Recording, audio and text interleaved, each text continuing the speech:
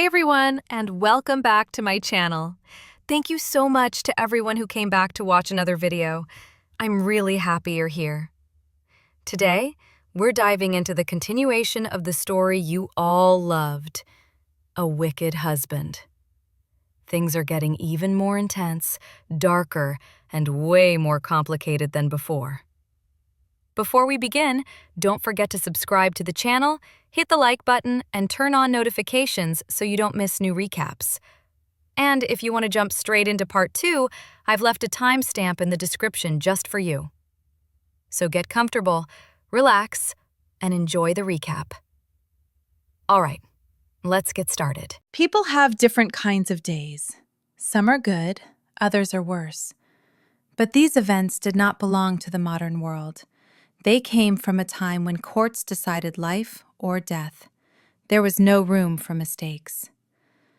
A cold corridor, shackles around his wrists, guards leading him forward. Ahead, execution. This was no reversible process. It was fate. His tragic and irreversible fate. The man who ordered the execution, the one who stood nearby without taking part directly, simply glanced at his watch. So this was it. There were people here who destroyed lives without a single drop of compassion. The watch caught the sunlight, and the man covered it. Covered it because the fatal minute of someone's end had arrived, had finally caught up. And now his head was positioned beneath the blade. The man, who had been counting the minutes to the execution, declared that the guilty one, the great emperor, had fallen victim to the devil's claws. Drugs. Of course, the condemned man wanted the right to speak. It was slander. It wasn't true. They had to forgive him. They had to remain human. But the one who had been counting continued the sentence, stating that breaking the law was punishable by death. No one counted anything, and no second chances were given. To them, it was entertainment. Someone else's death, of course. They clung to their own lives as best they could, praying that such a fate would never reach them. The rope was released, the blade fulfilled its single purpose, and the people, like it was a parade or a concert, screamed and rejoiced. Only one girl did not give in to this false joy. To her, it did not feel like entertainment, but like a terrifying blow of fate that could strike anyone. What they had killed before them was not a simple peasant or someone insignificant. It was an emperor, and she had a secret that intensified her fear of the same fate more than the public execution itself. It could kill her even without a blade. So the girl decided it was better to leave that place. She took no pleasure in what she had witnessed, even though she knew that anyone who broke the law was supposed to be punished. As she pushed through the crowd, people spoke about how the executed man had actually been lucky. It was good it had been done before the Archduke arrived, because he surely would have punished not the culprit, but his entire family. Rumors spread that in this war, with a single strike, he had taken the life of King Kalpins himself. This frightens people, since such powerful figures usually kept other monarchs alive, at least for negotiations. But he hadn't. They gossiped that the Archduke must have lost his mind. Completely gone mad, that was all. People said that since the war was over, the Archduke would soon return. Those words knocked the basket of herbs from the girl's hands. They immediately noticed the girl. All of them. Everyone on the square, because they all knew her. People began asking one another whether their eyes had deceived them, whether this was the same famous healer who lived on the neighboring street. One man shouted that thanks to her, his arm no longer hurt. The medicine she had made had saved him, and a woman with a child thanked her for the remedy that had saved her child from a fever. And she, hurrying away, thought that it was worth it, what she was doing, even if the outcome turned out to be the same as the emperor's. She assured herself that she simply had to manage. that everything would work out. Everything she did, no matter how it looked, was all for helping His Majesty. Only for that reason. She believed her work was beneficial to him and knew she had to try very hard to help. When she reached her refuge, the girl decided that her research had to be conducted as quickly as possible before she was exposed. Entering her home, she was still somewhat frightened since her work was dangerous. By the way, the healer was beautiful. Unique hair, very light, green-tinted eyes, pale skin, full lips. The house she entered was far too quiet. That was unsettling, especially after what had happened. The fear of death would likely haunt her for a long time. Apparently, everyone had gone to watch the execution, as if it were a circus or a concert. Because the building felt so empty, she grew uncomfortable, out of place, as if gripped by some ominous premonition. She just wanted to get inside as soon as possible, at least there to breathe out and feel that she was okay. But her hand froze, never touching the doorknob, as sudden thoughts overtook her. Fear seized her mind once again. Could someone have broken in? Unlikely. When she pulled the door toward herself, she felt it was locked. And that, of course, brought relief. She was simply overthinking, nothing more. There was no reason to worry. The beautiful healer stepped into the room. In her mind, she had already calmed herself. If the door had been locked, then no one could have been inside. That should have been the case, but unfortunately, she was wrong. Someone was waiting for her. A handsome man was sitting by the window, examining some of the tinctures she had prepared. She addressed him as His Grace, startled that someone was there. His name was Cesare Karl Erzeth, the very Archduke. He addressed her by name as well, Eileen Elrod. The girl couldn't hide her surprise and asked what he was doing here, but the question immediately shifted. When had he even managed to return? The man smiled. He asked whether that was all she intended to say to him. The girl immediately bowed and said she also wished to congratulate him on his victory.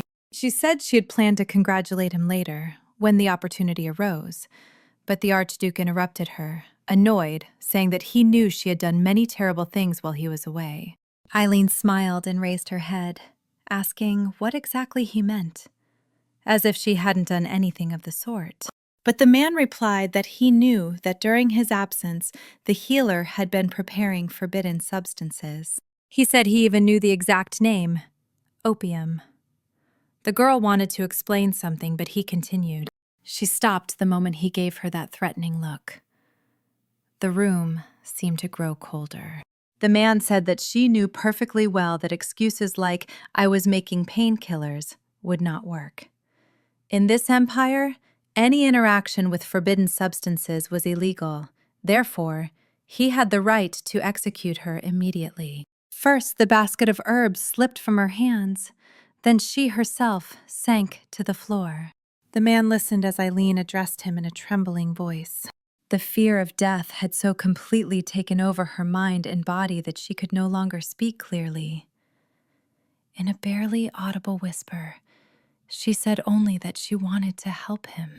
That help, she explained, could have been a great benefit to the soldiers.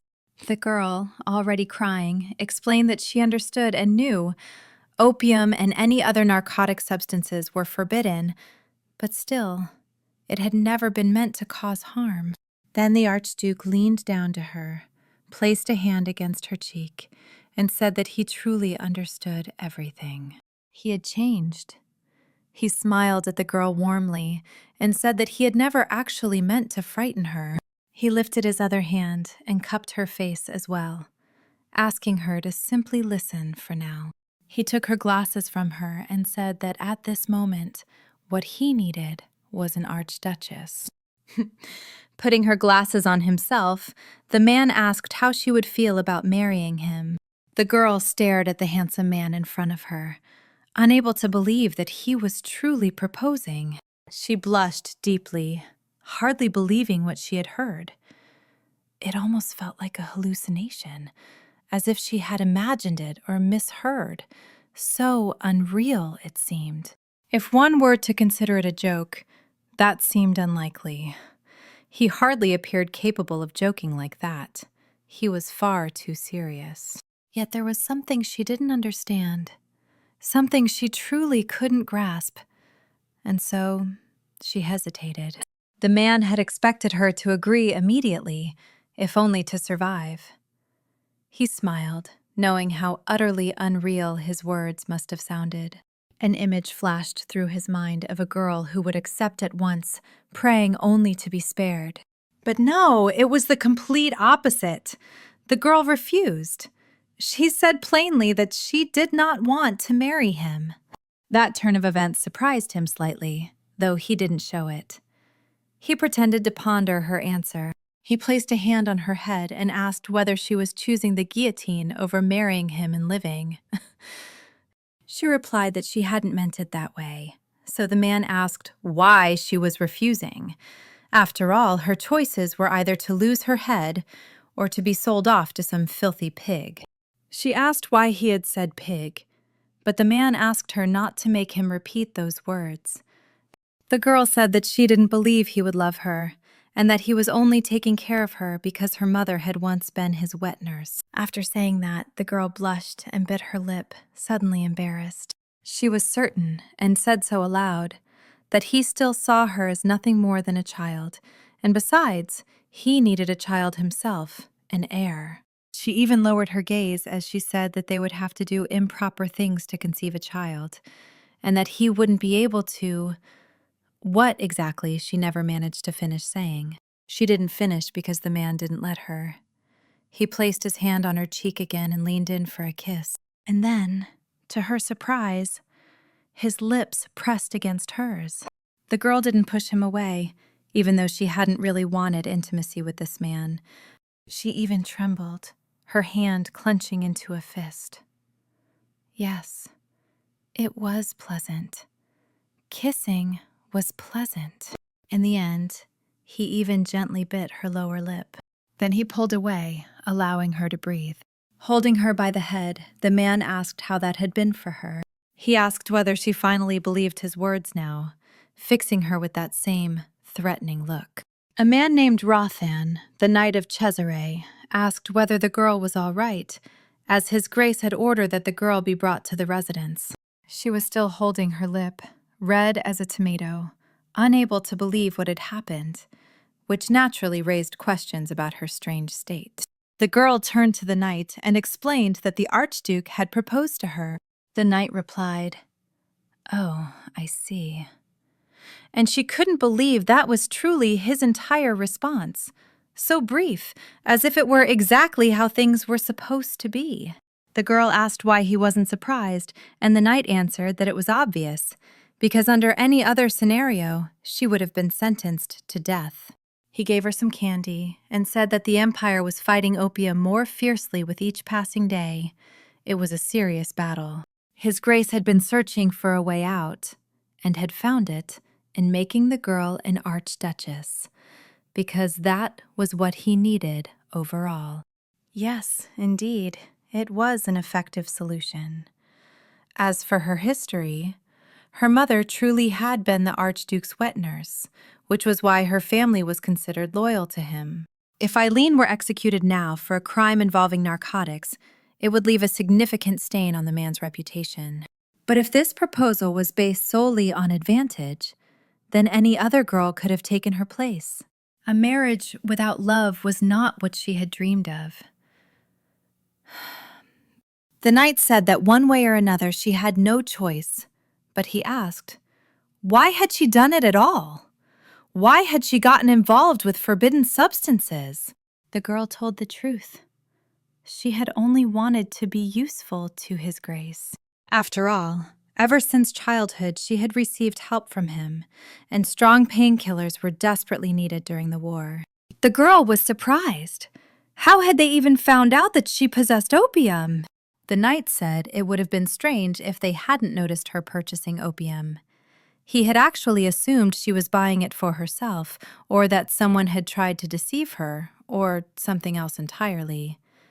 In any case, he said, the Archduke was doing this for her, though it might be a heavy burden for her to bear. She adjusted her glasses and said that she needed time, at least a little, to think. She added that she meant it seriously, that the knight should at least think about her father, who would surely cause the Archduke no small amount of trouble. She said there was no need to explain further. They knew perfectly well what kind of man he was. But the knight was suddenly different. Colder, more threatening. Something in him had shifted so subtly it wasn't immediately visible. She called out to him, and the knight responded at once, lively and normal again. He said that everyone else was eager to finally see her, because when they heard he would be visiting her today, they had asked him to pass along their greetings. The girl immediately brightened and asked whether everything was all right with them. She knew all of them by name, so she asked about each one. The knight replied that everyone was fine, and added that Diego had brought them a stuffed rabbit as a gift. Meanwhile, evening was already falling. The man stood in his study, looking through a notebook. He read the healer's notes and smiled. Then his expression darkened again. He frowned and muttered to himself that, so far, everything was going exactly according to plan. Glancing at his watch, he said he was doing this for someone, though it was unclear whom he meant. As for how the girl and the Archduke had met, it was simple. When she was little, she had gotten lost. She walked around crying, searching for her mother. Someone crossed her path and asked whether she was the nanny's daughter. Lily. The man, refined, aristocratic, asked whether Lily was her nickname or perhaps her real name. Through sobs, the girl said it wasn't her full name. Her mother called her that, the same mother she had just lost.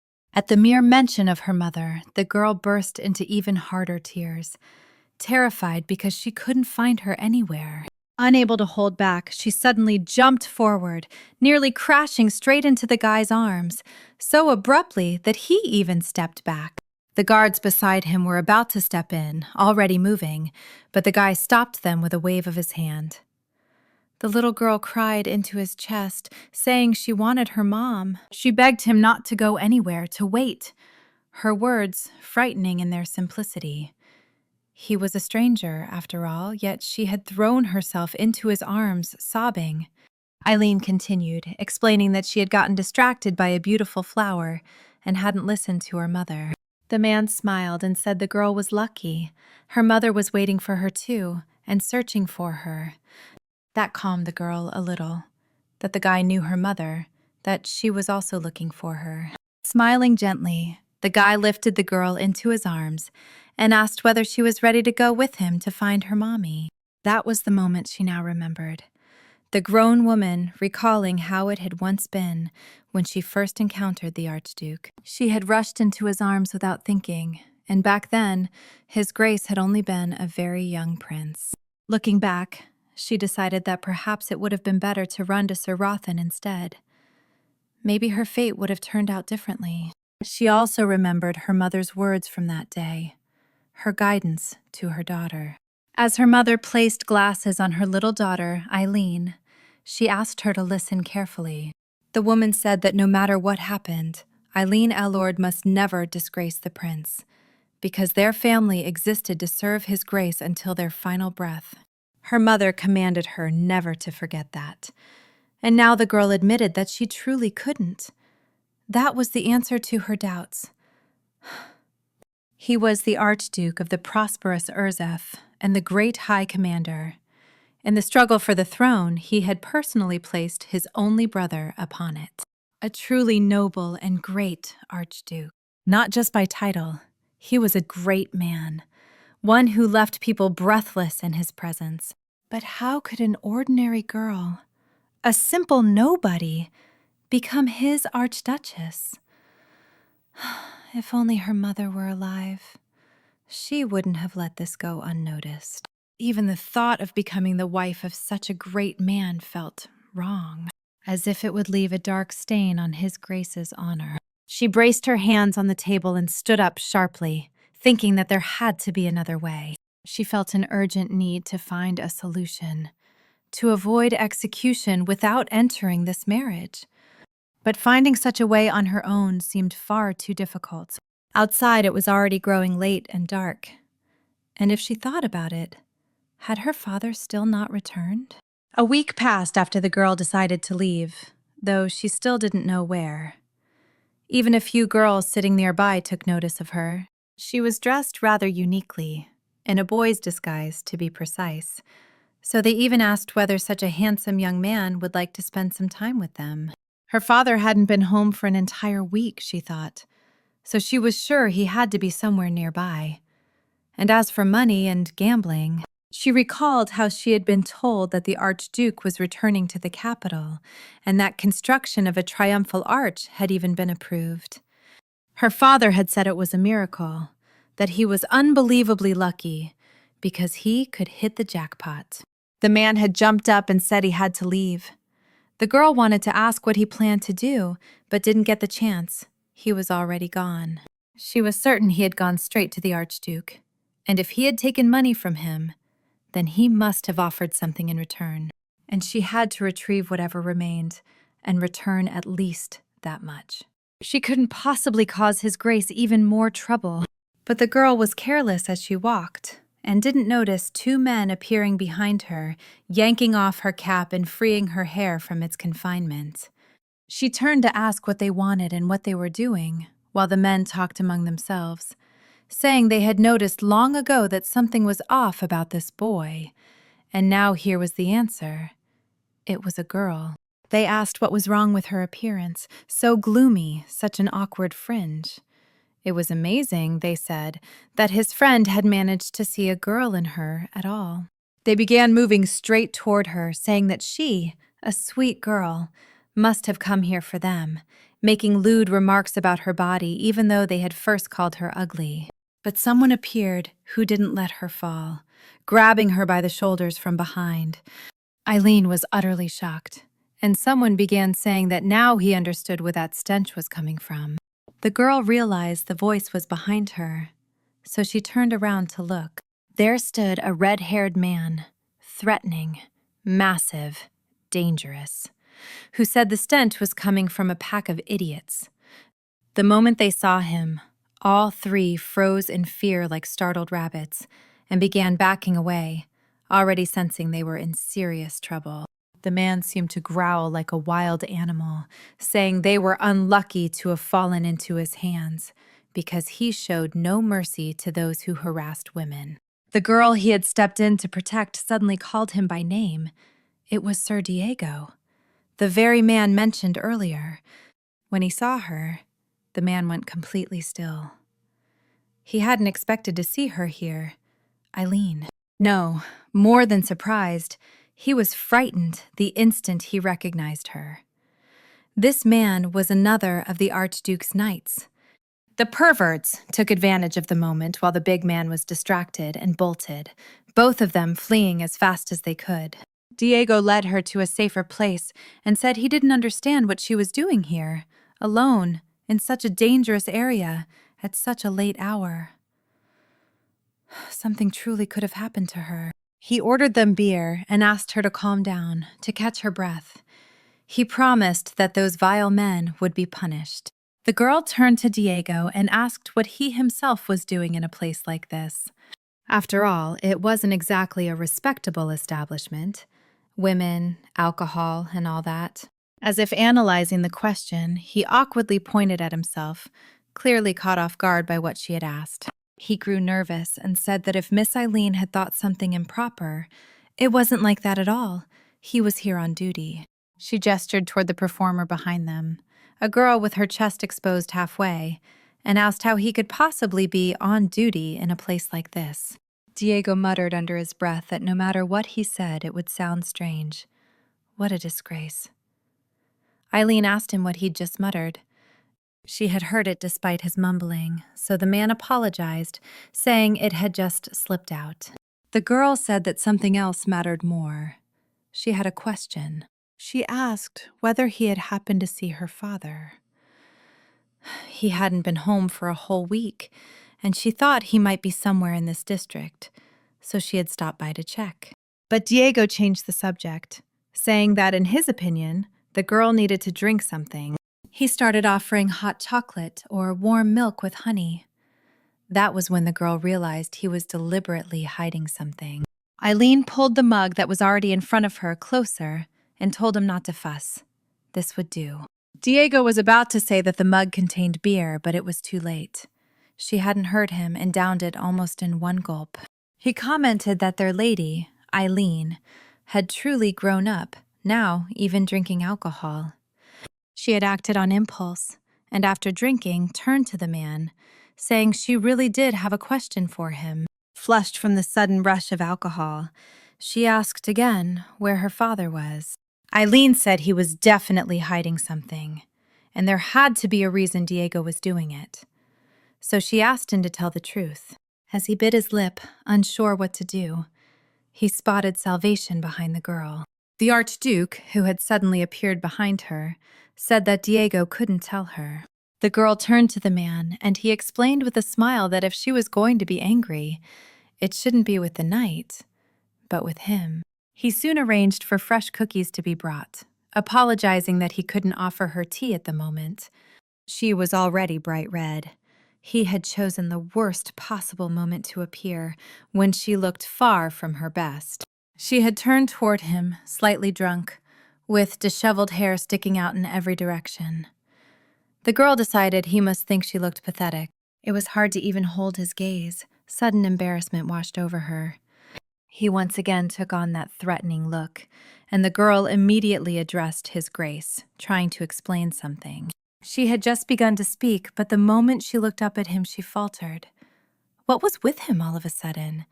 But that expression quickly vanished from his face, and he instantly dispelled the ominous mood with a smile. Since she was talking more than eating, he reached for a cookie, took one, and pushed it gently into her mouth, telling her to eat. Eileen began chewing, thinking about how suddenly he had changed, how threatening he had looked just moments before. She barely noticed the cookie. The intensity of his gaze had cut straight into her, almost unnaturally so.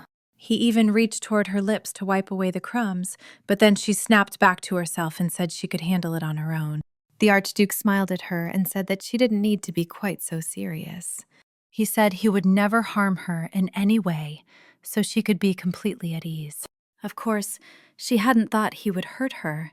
The look had simply been strange, and his actions had made her flustered. Deciding to surprise her even more, the man said that the most he would ever do to her was kiss her. She was so startled by that. He suddenly took her face in both hands, and then she remembered that he had decided to marry her. She pulled away and lowered her head.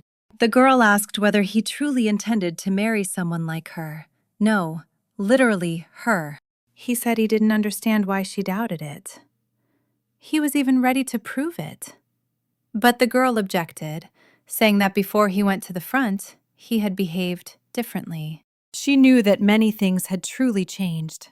But why had the greatest change appeared in him? The man answered that 7 years had been more than enough to change him, among other things. The girl was surprised to hear that. She even reminded him that the war had lasted only 3 years, not 7. He didn't answer. He simply stared at her so intently that she eventually turned away, blushing. She replied that this wasn't the point, and asked whether there was any other solution besides marriage. At the very least, she needed time to give an answer. He didn't seem to understand that the morphine she had developed wasn't just an ordinary painkiller. It was far more versatile. The real question was whether the man was listening at all, because instead of replying, he leaned his forehead against hers, completely off topic. Then he asked whether she simply hadn't liked kissing him. You know how it feels when you're trying to explain something important, something that could save an entire army, and the conversation suddenly gets twisted in a completely different direction, leaving you speechless. And on top of that, it's the Archduke himself asking, a man of absolutely unreal looks. Could she really not have liked it? Especially when he was her secret love, the man she had dreamed about for many, many years. She had dreamed of touching his lips with hers at least once in her life. It appeared in her sweetest dreams, and yet she couldn't tell the truth, that she had liked it, that she had been in love with him for years. In fact, everything she had done, the invention of that medicine, her refusal to marry, it all had meaning. It had meaning because she hadn't done any of it randomly. She had done it out of love. She loved him with all her heart and wanted to be useful. A confession, though. A confession would only be a burden. He didn't need it. If she had been of noble birth, or perhaps richer, more beautiful, maybe then she would have let her feelings loose. But she was a commoner. So, after thinking it all through, the girl said yes. The kiss hadn't pleased her at all. It had been unpleasant. The man placed his hand on her chin and gently lifted her head, reminding her that he had already told her not to close her eyes when she lied. Eileen pushed him away and said she wasn't lying. It had just been her first kiss. That was why she was embarrassed and not used to it.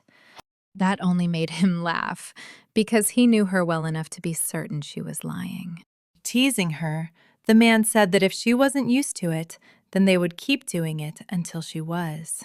The girl turned bright red and immediately covered her mouth with her hands, saying that was absolutely not allowed.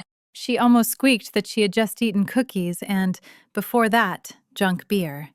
So there was no way he should try to kiss her. He had no intention of listening, already reaching for her, turning her face back toward his. When she resisted, the man began kissing her neck, and goosebumps raced across her skin from his touch.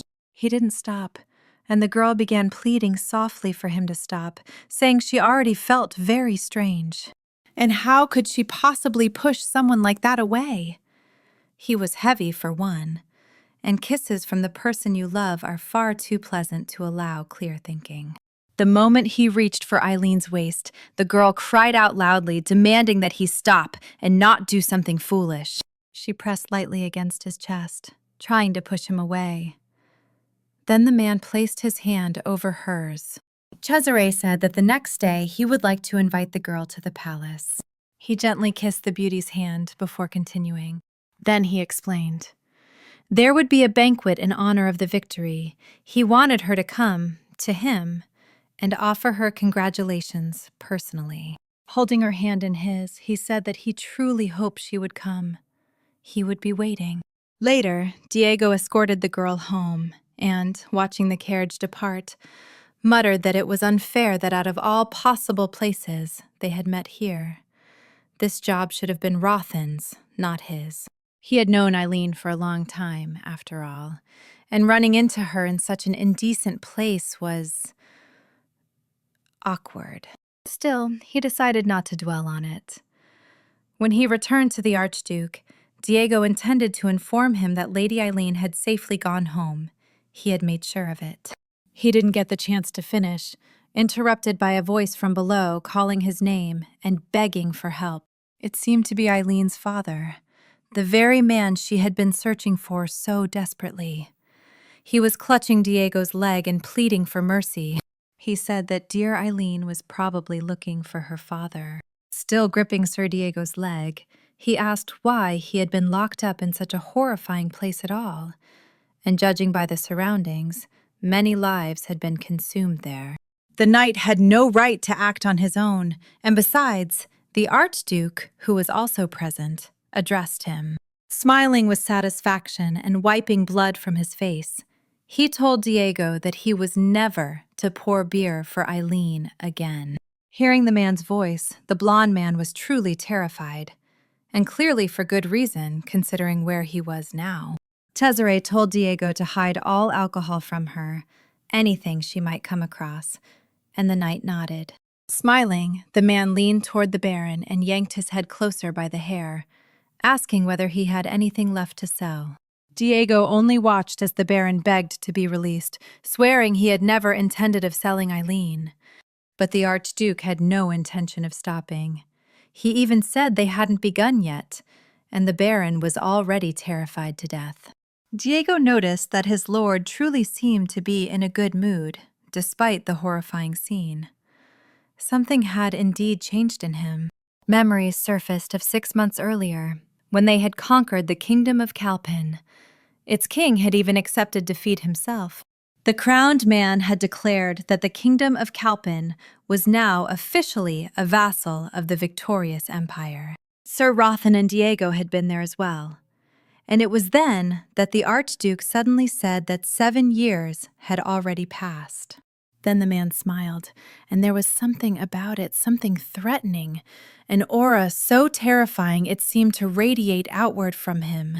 Cesare was breathing heavily, and the king kneeling before him didn't know where to direct his gaze. The man terrified him, and for good reason. The Archduke intended to take not only his kingdom, but his life, raising his sword to the king's neck. Of course, the old man began begging for mercy. He said he had already bowed his head, admitted defeat. His kingdom had become a vassal. But it didn't help. Soon enough, he was left without his head. Cesare showed no mercy and listened to nothing. As they were leaving, Sir Rothan said that if the Archduke had spared the king, he might still have been useful. There had to be a reason he had taken his life so suddenly. But he gave no answer, only shocked them both by saying that he intended to marry Eileen as soon as they returned. Rothan asked whether that might be too much for Lady Eileen. But the Archduke replied that it didn't matter. Better this than her head ending up beneath a guillotine. As he strode ahead, he heard a question thrown after him. Who would even dare to do such a thing to her? The Archduke didn't answer that either. He only said there was something else, something more important. Watching the birds in the sky, he added quietly that he would not allow it to happen a second time. That was why he was so ruthless now. Or rather, he understood his actions, while everyone else simply noticed the change. The next day, Eileen went out to the square with everyone else to watch the victors pass by the common people. There were so many people gathered that there was hardly room to move. She had to push her way forward. Her small stature wouldn't have allowed her to see anything from afar. She managed to secure a good spot, and now she could see everything. Ahead of the Archduke marched ranks of knights, warriors, and countless others. Off to the side, other men played triumphant songs, and the crowd sang along, cheering loudly. The girl was swept up in the spectacle as well, sincerely rejoicing for the Archduke and for all the warriors who had returned alive, victorious. The loudest cheers erupted when the Archduke himself rode through the crowd. People threw flowers at him, congratulated him, shouted his name. Cesare looked truly powerful, dressed in lavish robes, adorned with countless precious ornaments. The man radiated strength and authority. Yet among the thousands gathered there, the only person his gaze found was Eileen. To him, she stood apart from everyone else. She too was thinking of him, of how dazzling he was. At the same time, Cesare leaned down to accept a flower from the hands of a small girl who offered it to him. That child, who had only a single flower instead of the massive bouquets others carried, would surely remember that moment forever. And in that instant he seemed even more beautiful, as if he were not the same man who had mercilessly taken hundreds of lives during the war. Eileen, meanwhile, was already about to leave when she turned, just as people began shouting that Archduke Cesare was coming this way. The cries stopped her in her tracks. Coming here! People shouted for everyone to make way, to step aside. It sounded as though he was directly behind her. And the moment she turned to see what was happening, he was already at her back. The man held out a flower to her, saying she shouldn't be surprised. This was all for her. And so they stood there, in the middle of the massive crowd, which began murmuring in astonishment. It seemed as though the sun itself lit his grace from behind, making him appear even more extraordinary than he already was. It turned out there were knights hidden among the people, deliberately clearing a path. At first, the crowd talked about that, then about her. She caught every word. People whispered, asking who she was, the woman worthy of receiving a lily from him. Watching the parade as well was another lady, standing above them all, observing from a palace balcony. She was an elegant blonde, watching closely as the Archduke approached Eileen. Her role in the story had yet to be played. Meanwhile, after the Archduke approached the girl, Eileen still had to prepare for the ball. Her maid rushed around the room, not knowing where to start. Eileen had to look flawless. As for Eileen herself, she sat with her legs tucked beneath her, not preparing at all. It wasn't that she wanted to go or to stand out in any way. The maid asked whether, at the very least, the girl might want her hair styled. After all, a hairstyle was the second thing people noticed, right after the dress. But the girl didn't answer. She was completely lost in her thoughts about what the man had done. More precisely, why he had done it, knowing how much attention it would draw. The girl remembered her mother, who had once told her how happy she was to serve as the Archduke's nanny, to support him, and who had instructed her daughter to support the man as well, to help him in everything. Eileen had listened to every word her mother said, absorbing her advice like a sponge absorbs water. That day, her mother had told her to always wear glasses, to hide, as she put it, her daughter's unsightly eyes. And then Eileen decided. She told the maid she didn't want any jewelry at all. The woman nearly flinched. No jewelry! Instead, looking oddly somber, the girl asked the woman simply to help her into the dress. In the castle, ladies whispered about the woman the Archduke had approached in the square. Rumors spread that she would be the new Archduchess, that she was very beautiful and from a noble family. Eileen, who had just arrived, overheard those conversations and grew even more downcast. She didn't consider herself beautiful, nor was she from a noble house. She even doubted whether she should have come at all. It was a pity she couldn't see herself from the outside, because even without jewelry, wearing only a single ball gown, she looked stunning. Still, she came and forced herself to attend for one reason alone. The Archduke had invited her personally. She respected and loved him deeply and felt she had to come. She intended to greet him and leave, but, lost in her thoughts, she didn't notice when she collided with another lady. The moment she realized what had happened, she immediately rushed to apologize for her carelessness. It was the very same lady who had earlier watched the parade from the square. She smiled and asked whether the girl before her might be Lady Elrod herself. The girl seemed to recognize her. After all, newspapers had written about His Majesty's engagement to the daughter of Duke Parbolini. She and the pharmacist had also discussed another legend, that the woman had once been engaged to someone else. More precisely, rumor had it that this beauty had originally been engaged to the Archduke himself. But now, Ornella von Parbolini was engaged to the current emperor. Now, seeing her in person, Eileen was taken by surprise and utterly captivated by her breathtaking beauty. A green-eyed blonde, an absolute beauty! And she was smiling so warmly at her, a simple girl from the common folk. And so they stood facing one another in silence. Only after a few seconds did the girl realize she should probably say something. She was just about to greet her, to ask her something, but she didn't get the chance. She was interrupted. It wasn't the lady herself, but other women who had noticed her and hurried over to talk. The ladies showered her with compliments, saying it was no wonder she was called the Lily of the Trajan Empire, because her beauty was truly extraordinary. Hearing the word lily, the girl immediately thought of His Grace, of the first time she had met him, when he had called her Lily with a bright smile. Still, the heroine couldn't deny that the nickname Lily suited Lady Ornella far better. She was the radiant, beautiful one, not Eileen. A little later, the ladies finally noticed that another young lady was standing nearby and began asking Ornella who she was. Without the slightest hesitation, she immediately said that this was the very lady whom the Archduke had approached earlier that day in the square. Eileen went pale. She hadn't wanted any attention drawn to her, yet this lady had revealed who she was in front of everyone. The women raised their fans and began whispering about her, remarking that she didn't seem quite as beautiful as the rumors had claimed. But just then, Ornella intervened again, saying that the ladies were mistaken and that such remarks showed disrespect, first and foremost toward the Archduke himself. She said that His Grace was simply a very kind man who helped those in difficult circumstances, and that the young Lady Elrod was merely one of those under his protection.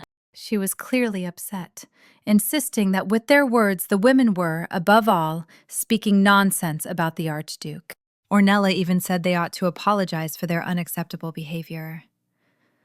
Eileen, meanwhile, had nothing to say. The ladies, of course, listened and immediately began apologizing, saying they hadn't even considered the matter of patronage. Watching Lady Ornella, the girl couldn't understand her actions. First, she had revealed something she shouldn't have, and then she had seemingly defended her. Fortunately, Eileen was rescued when Sir Rothan came to find her. The man leaned toward her and said he'd been unable to find her for quite some time, and that everyone was already waiting, so she needed to come with him. The girl bowed one last time to the princess and said she hoped they might meet again and talk properly, since it hadn't been possible today. It seemed the ladies behind them had more to comment on, since the Archduke's own knight had personally come for Eileen. Once they were far enough away, the ladies began discussing it. Why would the Archduke's knight come personally for Lady Elrod? They concluded that it certainly wasn't just patronage, since the Archduke could have simply sent a servant to escort her. Making her way through the crowd, the girl felt relieved that she was no longer alone and finally had someone to talk to. Sir Rothan first thanked her simply for coming and politely asked whether the journey there had been easy. Rothan explained that he had been meant to personally escort her, but some matters had come up. The girl said it was perfectly fine, since the Archduke himself had taken care of everything. She mentioned that the Archduke had even sent her an assistant to help her get ready, but Eileen had decided that was too much and had politely declined. Now, however, she regretted just a little that she'd refused help with her dress. She admitted that she felt uncomfortable standing out in such a simple outfit, but Sir Rothan didn't get the chance to reply. Diego appeared behind Rothan, nearly shouting that if she had dressed any differently, she would have drawn even more attention. Diego let out a heavy sigh and muttered that it would have been worse if all the men there were paying her too much attention. Meanwhile, the girl asked about Lady Michelle and Sir Senan, since she'd hoped to see them. Diego said he wasn't sure those two would even come, and added that if Eileen missed them so much, they should arrange a tea gathering together. Diego went on about some rabbit he'd bought because it reminded him so much of Eileen. She barely had time to think that she was far too old for that before someone behind the knights addressed her. There were several men in uniform who were glad to see her. They chatted briefly before Sir Rothan led her away. By the time they had talked and Rothan escorted her to the right place, it turned out her dance card was already full. She opened it more out of curiosity than anything else, but was slightly surprised. Surprised because the very first line was completely blank. Not a single name. Curious. But she was distracted when the knight smiled and said they had arrived. The conservatory. He mentioned that he had recently heard many new plants had been brought into the garden, and that perhaps she might find something interesting for her research. He didn't go in with her, though, saying he needed to return to the ballroom. He averted his gaze and said she could stay there as long as she liked and look around at her leisure without any rush.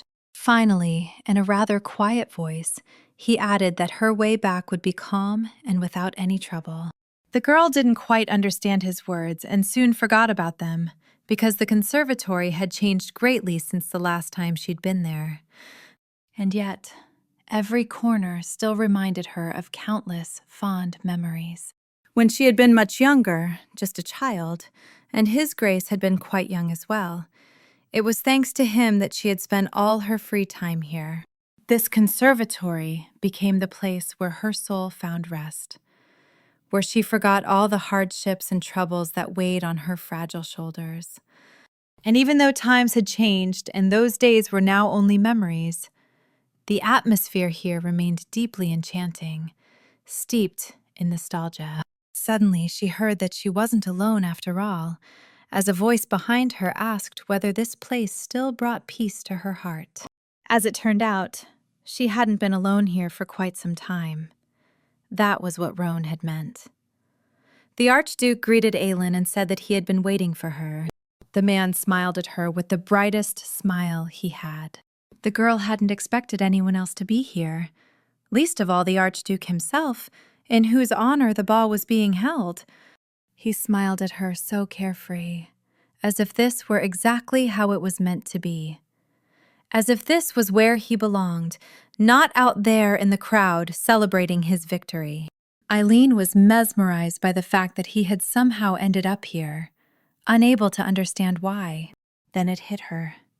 He had officially greeted her as a guest, and she was still just standing there without saying a single word. Finally, she did what she had come here to do.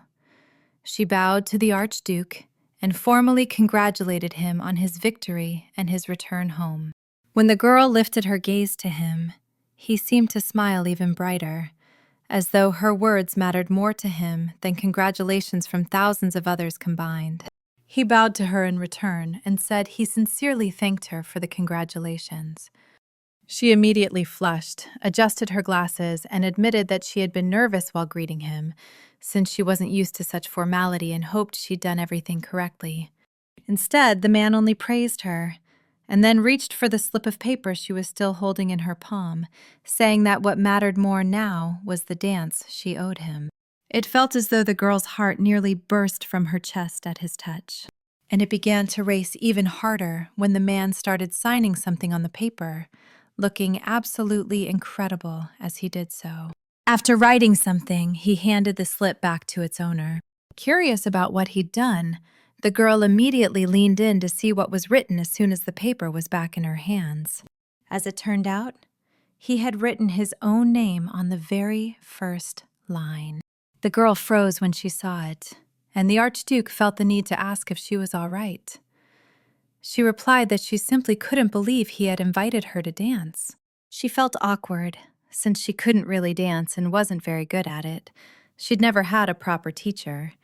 But the man was determined to put an end to her worries and quickly interrupted her. Smiling and gesturing toward himself, he asked a rhetorical question about who had given her her very first dance lessons. Then the girl remembered. Her first teacher had been him. Back then, she had even deliberately stepped on her own feet just to check whether it was all a dream. But it hadn't been a dream. It had been an incredible experience. Childhood memories she carried deep in her heart, and most likely he had never forgotten either. How he had taught her to dance, and how Eileen had lit up whenever he said they were going to the conservatory to dance. She had given it her all, ready to dance for hours as long as her partner was still him. So gentle and kind to her. However, when her mother found out about those dances, she hadn't approved, believing the girl was wasting the Archduke's time on foolishness. She beat and screamed at the girl, saying that Eileen must never forget her place, that in her mother's eyes she wasn't worth a single minute of his time. So now, when he offered again, she remembered how her mother had taught her where she belonged, and truly, someone like her had no right to this. The man noticed the change in her expression, gently touched her cheek, and asked what was troubling her. She pulled her face away from his hand and said she wasn't thinking about anything, adding that the Archduke ought to consider returning to the ball. After all, everyone was surely waiting for him, and she was here taking up his precious time. The man said that yes, time was valuable, but why shouldn't he spend a little of it walking through the conservatory? New flowers had been brought in, and he was curious to see them. Besides, the girl herself hadn't been here in a long time. He wanted them, as in the past, to simply stroll through these familiar paths together. The girl folded her hands and nodded, though for some reason she concluded that he wasn't truly interested in the plants at all. As they walked, Eileen remembered the lily he had given her and thanked him for it. She also apologized for not dressing properly, explaining that she had thought she was only coming to offer her congratulations, only to find things turned out quite differently. She said that in an outfit like this, it would be better not to dance. But if only she had known. Their conversation was interrupted by a flowering shrub. She hurried over to the plant, having seen it in illustrations in a book. The flower was known for its powerful healing properties. She explained that there was even a legend about it, that the flower resembled a severed head, and although it could stop bleeding, it was considered a bad omen. The man asked whether she truly liked flowers that dropped their own heads, since according to the legend, they were rather eerie. The girl replied that she found them interesting mainly because of their unique medicinal properties. When the Archduke suddenly grabbed the flowers and began tearing them, the girl was genuinely frightened. She called out to His Grace, asking what on earth he was doing and why. She lightly touched his hand and told him he should stop, because the plant was quite delicate. Only then did the man let go of the plant, and the girl let out a breath of relief. She didn't understand at all why he had suddenly started tearing at them, but the Archduke immediately apologized. He explained that lately he hadn't been feeling like himself. The girl asked whether something was troubling him, but he waved it off, saying there was probably nothing of the sort. He said that perhaps it had affected him that the girl had nearly been caught and nearly lost her life. But even so, the girl thought, he hadn't been this impulsive before, especially not back in the incident with Kelpin. She couldn't understand what might have happened during those 3 years, but he didn't give her time to dwell on it, saying that the wedding would take place in a month, though he would have preferred it sooner. She wanted to talk about it and said there had to be some other way. She said that the Archduke already treated her very well, but marriage wasn't the only way to avoid a trial against her. The man suddenly noticed that they weren't alone, so he pulled Eileen into an embrace without paying attention to the meaning of her words. It wasn't just an embrace. By doing so, he shielded Eileen from the assassins who had come for him, and when he saw the entire group of thugs, he didn't panic. He merely smiled. He only asked the girl to close her eyes for a few minutes and not look at what was about to happen. As for the knights, at that moment they were all, by the Archduke's order, at the ball rather than near the conservatory. More precisely, 2 of them were there, while 1 was not. When that person arrived, she immediately asked where Lady Eileen was. It was a woman, Michelle, Knight of Cesare. She looked worried that she hadn't managed to sign up for a dance with Eileen. Diego merely laughed at her and said no one was going to wait for her and that everything was already over, of course. She called him an idiot, after which Rothan asked where Sinon was, the person she was supposed to arrive with. She explained that he was unlikely to be free today, and that was where the conversation ended. Because something happened. Michelle, who had just arrived, was stunned by the horrifying scene before her eyes. At first, the guests didn't understand anything when the doors burst open and 2 figures stood there. But they immediately felt the tension. Then they heard the Archduke's voice saying that he was ready to accept this as gifts for his victory. He wasn't speaking to anyone in particular, he was addressing everyone, because he knew there was a traitor among them. He said that their foolish methods hadn't changed at all. He claimed to appreciate the kindness of those who had attacked him and promised he would repay it tenfold. He looked truly menacing when he said he would eagerly await the moment to return the favor. After those events, Eileen somehow remembered a pleasant day from her childhood. They had been in the garden, drinking tea with sweets. The little girl was talking about a book the Archduke had given her and was just about to take a sip of tea. But she didn't get the chance because the Archduke's hand covered the cup and he asked her to stop for a moment. Taking it into his own hands, the guy slid it all the way to the edge of the table. Since an attendant was standing nearby, the Cesare told him to take the dish. The man didn't take the cup. Instead, He began screaming like he was being slaughtered, begging not to be killed. Scenes of people fighting for their lives didn't interest the Archduke, but he reminded him that he had asked him to drink that beverage. He hadn't, however, told him to drop to his knees and beg for forgiveness. Since the servant wouldn't do it voluntarily, knowing it would cost him his life, a knight helped him along. Only a few minutes passed before blood began to pour from the servant's mouth, and the cup flew to the ground, shattering. Cesare regretted only the cup. It was a fine set, and because of such a fool, there was now one less piece. He turned back to the girl with a smile, intending to say that tea time was over for today, but the sweets were still waiting. However, he quickly stopped short, because Eileen had clearly been badly frightened. She was crying uncontrollably, because the scene that hadn't stirred a single drop of pity in the Archduke struck her straight in the heart. He didn't know what to do. He felt helpless when she suddenly screamed that she was terribly, terribly scared. Now the girl, already grown but no less sensitive, lay on her couch at home, thinking about what had happened long ago and what had happened just recently. She wasn't crying, but the events at the ball had left a heavy mark on her heart. The way he had mercilessly killed everyone who had threatened his life. It was terrifying and shocking. She fully understood his reaction, both then and now. They had been the first to come for his life.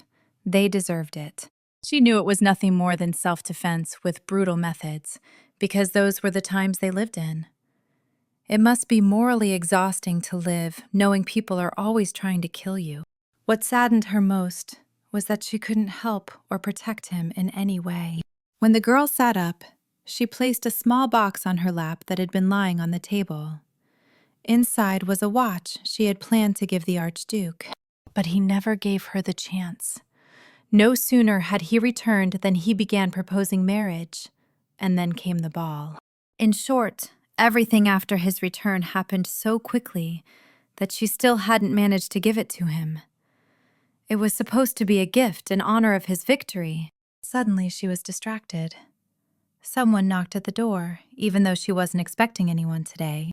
Without suspicion, the girl stepped outside to see who had come and why. There stood a man she had never seen and didn't know, but she assumed he was there for her father and said he wasn't home. The stranger said nothing about her father. He only asked her name, and upon hearing it, gave a chilling smile more like a snarl. He grabbed her hair, pulling it away from her face, and staring straight into her eyes, said that the Baron hadn't lied. They truly were beautiful. Eileen didn't even have time to ask who he was or what was going on before the man explained that Baron Elrod had agreed to sell him certain goods and had taken an advance payment. But no matter how long the man waited, his goods never arrived. Terrified, Eileen asked what exactly her father had sold him. The man replied that the only thing Elrod had left was sold to him. His daughter. And so, it turned out that Eileen was now considered his future bride. It seemed to shake the girl to her very core. Could it really be that her father had sold his only daughter to some man? The man assumed she probably hadn't known about it, so he gave her 3 days to prepare. He warned her that it would be best for her to say goodbye to everyone here right away. He also showed her a letter, a contract her father had signed. Later, the girl went back inside the house. The words kept echoing in her head, that she would have to leave the country forever with a new husband. More importantly, memories flashed through her mind of how insistently the Archduke had pushed for their marriage. Back then, he had warned her that she would either lose her head or be sold off in marriage to some filthy pig. He had named those 2 exact outcomes that awaited her, because he must have known everything long ago. That was why the girl immediately set out for the palace. She was greeted warmly there. The butler, Sonio, said he had been waiting for her for quite some time, and that it was painful not seeing Eileen. The girl admitted that she really had been busy lately and apologized for not visiting. The man waved it off, saying he hadn't meant to make her feel guilty. She wanted to ask whether the Archduke was free today, but she didn't get the chance. The butler quickly explained that it would be difficult to see him today and apologized to Eileen for the trouble she'd taken to come all this way. Of course, the girl noted that he looked worried. Surely the Archduke had given him some task. Sonyo said he could bring her a cake he'd bought today at a new shop, so she wouldn't be upset. The girl agreed and thanked him. While waiting for Sonyo, she walked over to the window, scolding herself for coming under the influence of her emotions, an impulsive decision. She had forgotten that the Archduke wasn't someone you could just see on a whim. Could it be that after she refused to marry him, he'd lost interest in her? She hadn't been stubborn out of pride or anything like that. She simply hadn't understood the full situation. To the Archduke, though, it might have looked foolish. And what would happen to her now? If her father had sold her, would she really be forced into marriage against her will? What hurt most was the thought that if she left, she would never see him again. As for the Archduke, he suddenly appeared right in front of her and asked what had happened. He likely hadn't expected to see her here either. There had to be a reason for her visit. Seeing him, the girl smiled gently, in a special way, almost as if she were saying goodbye. She said she had come because she had a small gift for him. Her hands were shaking as she held out the box. She said it was nothing special, but she hadn't been able to give it to him at the ball, so she finished by saying she simply wanted to do something nice, just as he opened the box and saw the watch. She added that even though it was late and meant to celebrate his victory, she still couldn't not give it to him. She even said that if it didn't suit him or he didn't like it, he should tell her. But he did like it. Smiling, he pressed the gift to his chest. And that smile of his, it felt like it struck her straight in the heart. It brought tears to her eyes. She had been holding her emotions in for far too long, and now she couldn't anymore. She immediately felt embarrassed for breaking down like this and started apologizing. The man didn't understand why she was apologizing, but she kept apologizing because she was crying. He didn't ask anything, since she was trying to explain what had happened herself, though the tears kept choking her words. The Archduke gently touched her cheek and said he couldn't even be angry when she cried like this. He admitted that at first he had planned to be stricter with her. Calming down a little, she asked why he'd been angry with her. He explained that she hadn't even made her social debut yet, and her father was already planning to sell her off. And on top of that, she had refused to marry the Archduke. How could he not be angry when all he wanted was to protect her? Eileen quietly apologized. After a few minutes of silence, the man asked whether she intended to marry that other man. Thankfully, Eileen shook her head. She didn't. Then he gently asked what they should do to pull her out of that man's grasp. She didn't know. She didn't know what to say or what decision to make. The man lightly squeezed her hand and said that she did know. She knew that his offer was still standing, so he repeated it, asking her to marry him. He leaned closer to her lips and asked if she still refused. The question that had been stuck in her mind all day was why he hadn't said it from the very beginning. And this she wouldn't ask him, because she had to find the answer herself, even though Cesare had known it for a long time. The decision about her had already been made. It felt as if invisible threads had seized her entire body, and she couldn't even take a step. She felt as if she were a step away from the noose, and the only one who could save her was the Archduke. After thinking it over, the girl said she agreed. Finally, she made the definitive decision to marry the Archduke, despite all the convictions her mother had instilled in her. He smiled. That was exactly what he had been aiming for. The girl looked away and asked instead that he open the laboratory, since once she became the Archduchess, she would only be a burden to him. She promised only to finish the medicine without using those compounds. The man didn't answer. He just kissed her on the lips. She hadn't expected it and asked him to wait a moment. But of course he ignored her words and kissed her again. The girl blushed and got flustered when he pressed her to him at the waist. When he broke the kiss, he smiled and said he'd open the laboratory once they were married. Since she wanted to meet her father, Cesare decided to escort her, explaining that now she was his wife, so from now on they went everywhere together. Eileen squeezed his hand and said that the wedding hadn't even happened yet. She also didn't like the way she was dressed. Everyone was staring at her.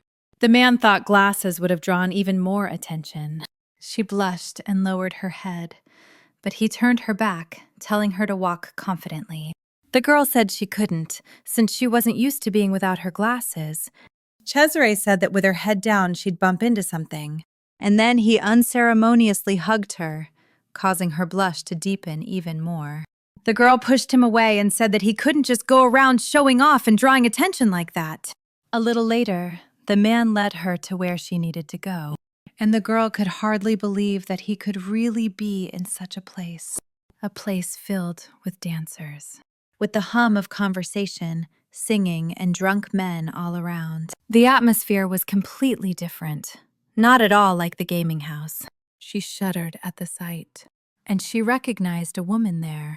A woman who had once come to Eileen for medicine. At that time, she had asked for a medicine that helped people die without pain. She requested it so she wouldn't fear death later. Now this woman, Marlena, had incredible beauty and 1,000 admiring gazes directed at her. Everyone around was shouting her name and marveling at Marlena. But suddenly, she locked her gaze on someone in particular, someone she recognized. There was the doctor she had come to, and a tall, handsome man beside her, and the man's hand rested on the doctor's hip. Eileen blushed and covered herself with her hat, assuming the beauty had recognized her. And surely she had, because her expression changed. Later, the girl began singing a song about men you shouldn't trust. The song was silly in its lyrics, just saying men are bad and you can't trust them. Even the Archduke laughed, saying the song was funny. He asked Eileen if she knew Marlena, but she immediately said it was the first time she had seen her. She finally asked, just to find her father and leave as soon as possible. And Marlena watched them, frowning when the doctor began to leave. Since Eileen asked to go to her father, the man led her to the large doors. Before entering, he made sure that she really wanted this. The girl was convinced she had to see what her father had been doing all this time. Not that she looked fully determined. She just knew she had to know. Most of all, she wanted to know the reason her father had sold her. The Archduke had no right to object. If she wanted this, he had no right to stop her. They entered the darkest place, both literally and figuratively, that could exist in the establishment. And there was her drunk father. The man watched as the expression on the girl's face shifted to one of fear. He even asked if she was surprised, though her face said it all. She asked His Grace if that really was her father. To calm her a bit, so she wouldn't see the horror that was almost unbelievable, he covered her eyes. He could feel that she was about to cry, so he soothed her with gentle words. Her mother immediately came to mind. Her mother had asked if the daughter had noticed her father's behavior. The woman rolled her eyes. Her husband had annoyed her all these years. She had told her sleepy little daughter that her father always smelled of other women's perfumes. But he wouldn't even come to bed with his own wife. The mother stroked the girl's back, saying that she only had her daughter. Eileen heard her mother repeating that she only had her. Since she had frozen in shock, Cesare himself began to bring her back to her senses, calling to her. The girl said she was fine, and the man hugged her from behind. The girl couldn't hold back. She cried, and the Archduke soothed her, whispering calming words into her ear. Tears from Eileen had a price to pay, so her father went flying to the floor. The Archduke Cesare said he was disgusting. After selling his daughter, now he was just enjoying himself in such places. The man asked what His Grace was even doing here, in a place like this. Cesare finally said he should live in peace.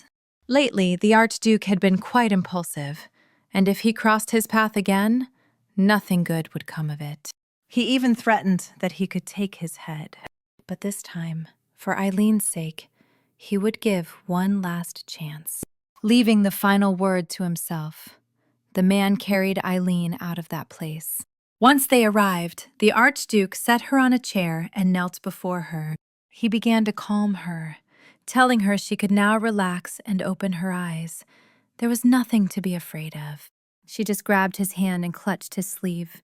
Cesare was concerned about her emotional state, as she looked completely bewildered. But he decided not to be angry and continued to soothe his beloved. He embraced the girl and said that now, with him, she was safe.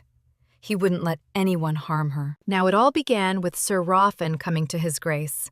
His grace happened to be with Lady Eileen when Sir Rothan announced that Marlena was requesting an audience with him. Naturally, the man replied that meeting right now would be extremely difficult. After all, Eileen was in his arms, and that was a far more important matter. Sir Rothan suddenly frowned. He looked genuinely upset, as if his grace's answer did not sit well with him at all. Gathering his courage, Sir Rothan spoke honestly, saying that what his grace had done was excessively cruel. Far too cruel, in fact. He argued that it could have been prevented, that the man never should have been allowed to come into contact with Lady Eileen. The Archduke replied that he had intended to deal with him far more harshly, but held himself back. With a slight smile, Cesare added that from the very beginning, that man should not have met her that day. A calculating smile spread across his lips as he admitted that everything had been improvised, all to push Eileen into finally making a decision. He explained that the moment he saw her face, his heart ached. Rothan replied that, if that was the case, he could have spared her the meeting with the Baron Elrod. But the Archduke saw it differently. He said it had been Eileen's wish, and therefore its consequence. Though Sir Rothan said nothing out loud, he thought that his grace had deliberately shown her the truth to sever her attachment to her father. Lady Eileen had always been far too emotionally tied to her family. The knight let out a heavy sigh and asked only one thing. What should be done about Marlena? Rothan explained that ever since the laboratory was shut down, Marlena had been trying non-stop to find Lady Eileen. He doubted she would simply give up. The Archduke replied that, if that were the case, then they would allow Marlena to meet with Eileen. She could prove useful in many ways. Sir Rothan was about to bow and take his leave when Cesare stopped him, saying there was one more thing. Running his fingers through Eileen's hair, the man calmly ordered that news of their engagement be published the following morning. Naturally, as he put it, this was to ensure that Eileen would no longer have the option to reconsider or refuse. Sometime later, the girl finally woke up. She had missed quite a lot while asleep. She immediately pulled her knees closer and buried her face in her hands. Eileen felt she had acted like a child again, unable to control herself like an adult, frightened, and running straight to him. She was ashamed that she had disobeyed her mother's teachings, ignored them completely. She simply wasn't strong enough. Eventually, she calmed down a little and lifted her head, her thoughts drifting back to her father. But before she could sink deeper into those thoughts, loud shouting suddenly erupted outside the courtyard. And strangely enough, they were all calling her name. She had no idea what could have caused such an uproar, so she quickly composed herself and went outside. She put on her glasses and a cloak. The moment she stepped out, the noise grew even louder. Everyone was calling out to her. It turned out a large crowd had gathered behind barriers, all of them begging Eileen to speak with them. People shouted questions, nearly fighting one another.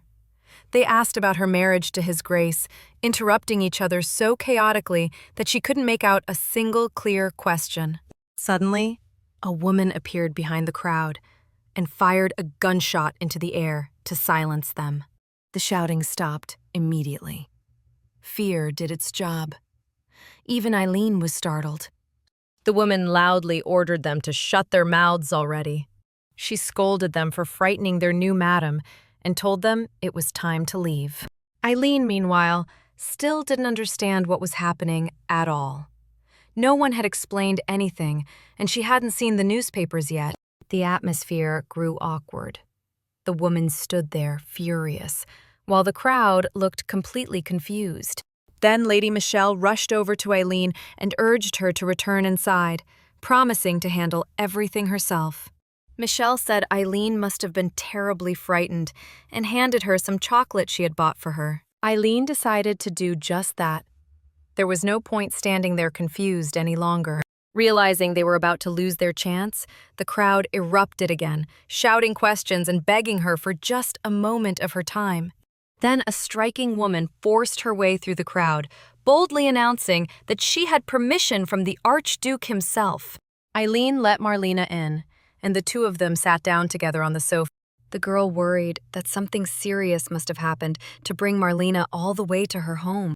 Marlena answered that yes, something had definitely happened. She picked up a newspaper and handed it to Eileen, telling her to read it carefully. Eileen read it and realized that a newspaper had already been published, announcing her upcoming engagement to the Archduke. She didn't understand why everything was happening so fast and let out a heavy sigh. Marlena simply looked at her with sympathy. Then she addressed Eileen directly, and the girl lifted her head. Marlena touched her hand and asked her to explain how all of this had happened. She was worried that Eileen had been forced into it, and if so, she promised to help her. They had been connected before through Eileen's work. Marlena had once asked her to create a drug that could kill beautifully.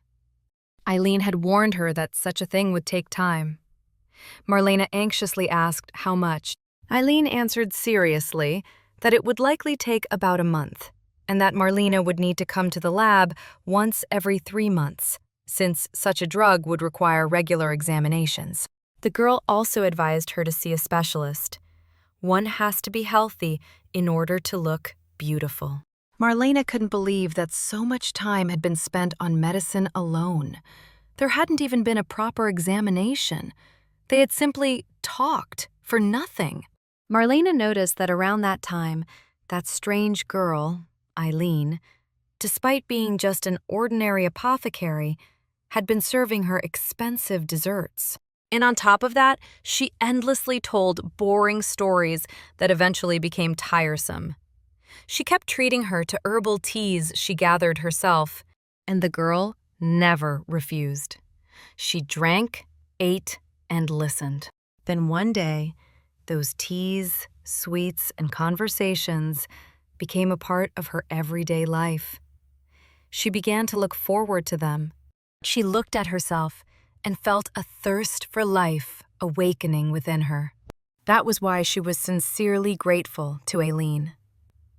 The woman even explained it that way. The apothecary had saved a life that was already close to fading away. Eileen took a deep breath and told the truth.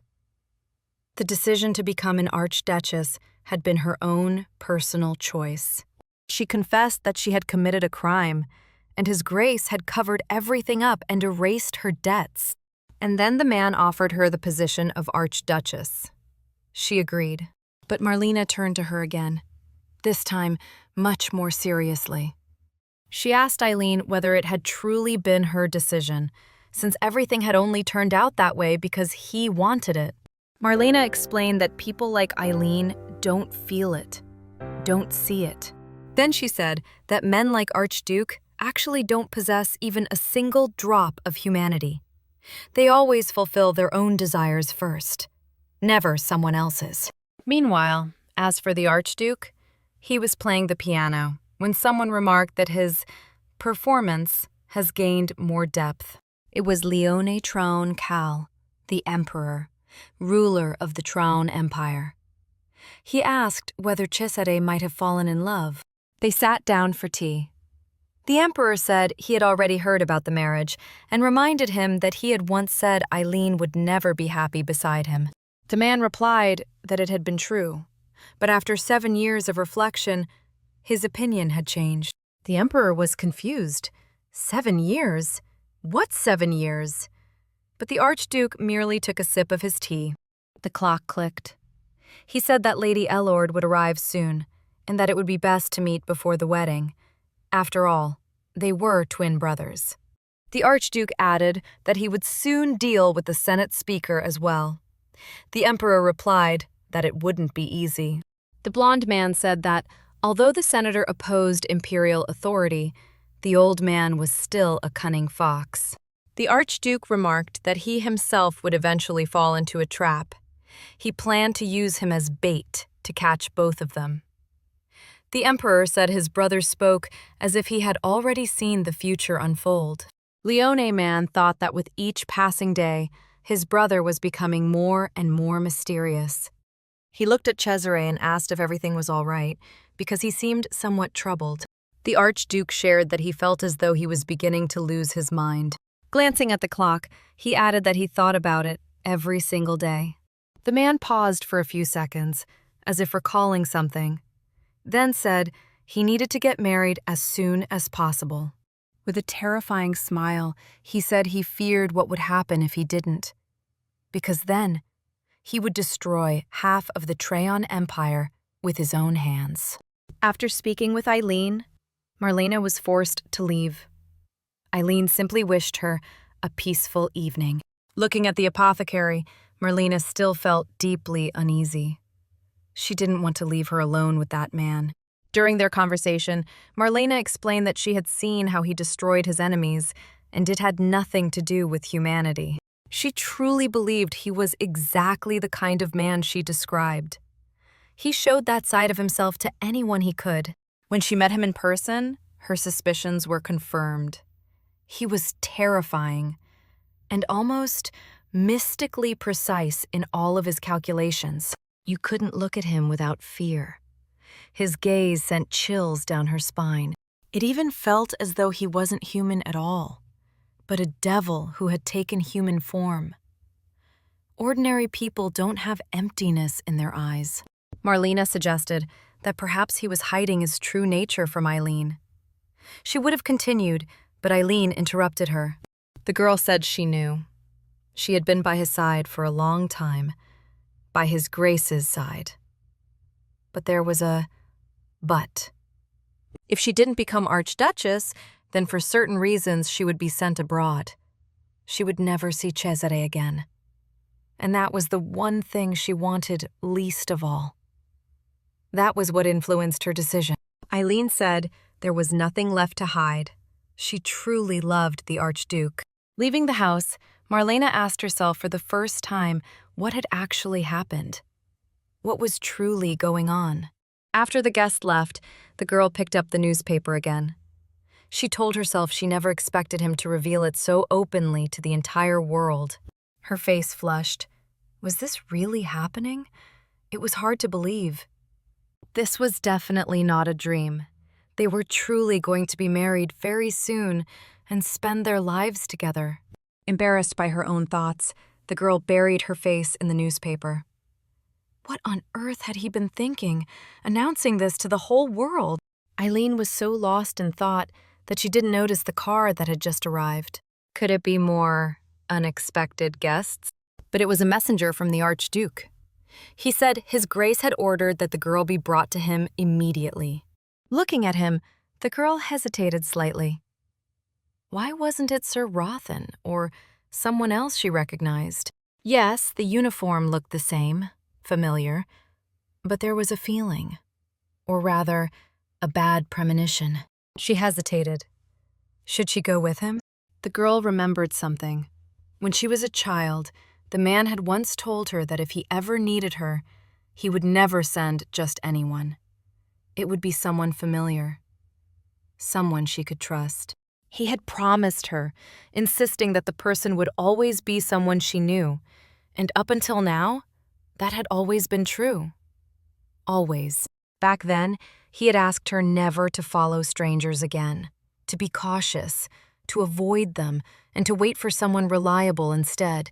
The girl decided that being careful never hurt. She said she would quickly change her clothes and come right out, and that the man should wait. But he didn't let her go. He grabbed her wrist and yanked her toward him. Of course, Eileen immediately became alert, unsure what to think. The man only said that there was no point in changing. She didn't have time, he said. Then he pulled out a handkerchief soaked with a substance that would pull her away from reality.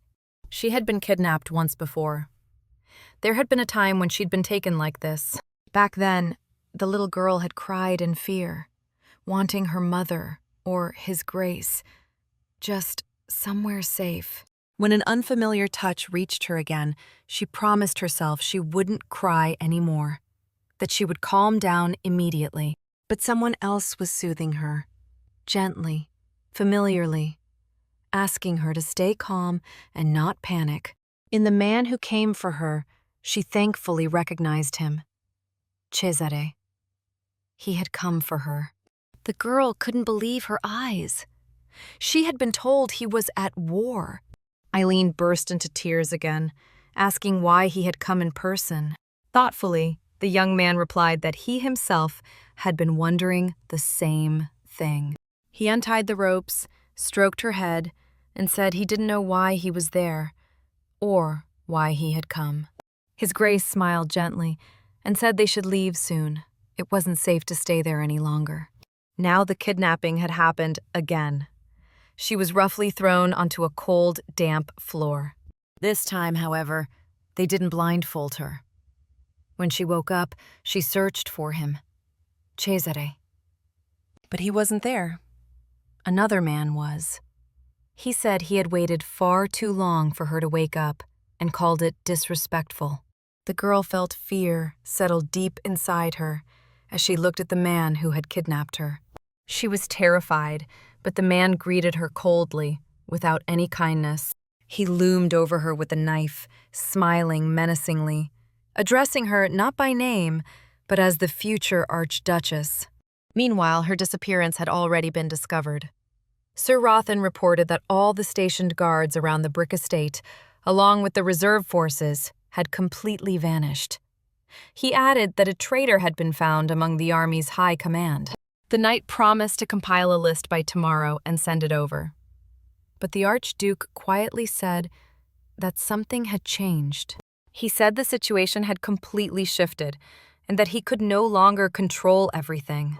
Cesare stated that he would go to the chairman of the Senate immediately. Zenon, Cesare's knight, asked whether, even though the man was a military leader, wasn't it too extreme to label him a traitor? The man replied that it wasn't the Marquis, but his son-in-law. He was the one responsible for distributing drugs. The Archduke added that the illegal substances on Fiore Street were his doing. The knight asked how he knew that. They assumed he must have conducted his own investigation, but the man didn't answer. He said they had to stop. It was time to leave. He picked up the girl's glasses, which the kidnappers had dropped earlier, as well as the handkerchief, then said they needed to hurry. Eileen was waiting. Meanwhile, the girl had told those men that although she didn't know what they wanted, His Grace would never dance to their tune. She believed that even though she was the future Archduchess, he wouldn't take risks just for her alone. The man only smiled when she said she was a worthless hostage. He admitted that he had thought the same at first, and even found it amusing that she said it herself. But he confessed that he had once heard that when Cesare was still a prince, he had left the front lines because of her. Once again, she remembered that day. The exhausted look in the prince's eyes, his genuine concern. The man added that, by the way, he wasn't doing this for profit. He simply wanted that man, the Archduke, to lose something too. Something precious to him. He gestured to his men, telling her to think about it. The men stepped forward and grabbed her, as the man said she needed to understand whose fault it was that his life had gone to hell, and that it would be fair if he lost something as well. The girl merely looked at him from beneath lowered brows. Once again, she remembered him, the young Archduke, and his words. Back then, he had told her that if she were ever captured and someone tried to hurt her, she shouldn't resist. She should stay quiet. He had promised that nothing bad would happen. All she had to do was wait for him. He would come and save her. And now, she truly believed that he would come. She decided to do exactly what he had once told her. Because then, he would save her. Yes, she was terrified. But she swallowed that fear, along with the lump in her throat. She gathered a bit of courage because His Grace had always kept his word. The man noticed her gaze.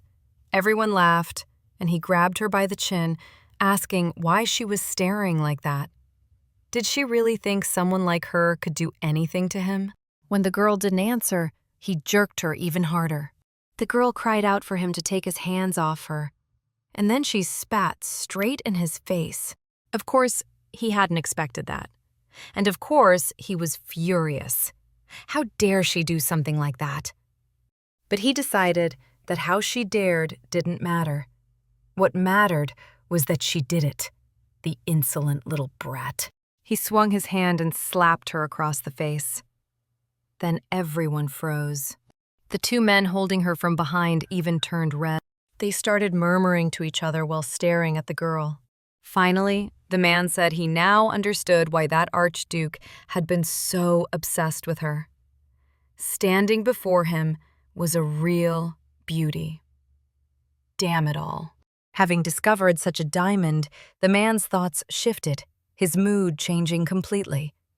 The flush on his cheeks gave him away. He said he could hardly believe it, then reached toward her, wanting to see if a girl this beautiful was even real. She screamed for him to take his hands off her, but he only told her not to scream. Since things had turned out this way, they might as well have a little fun. Those words terrified her even more. But she clenched her fists, forcing herself to calm down. Eileen kept telling herself that he would come, that he would keep his promise and save her. And that was exactly why she couldn't give up. She told herself there wasn't much time left until rescue. And then she heard that familiar voice. He said she had done well. He even praised her for not crying, saying that, in his opinion, deserved respect. The man immediately panicked. He said he hadn't expected him to show up. More than that, he hadn't believed it was even possible. But the girl was genuinely happy to see him.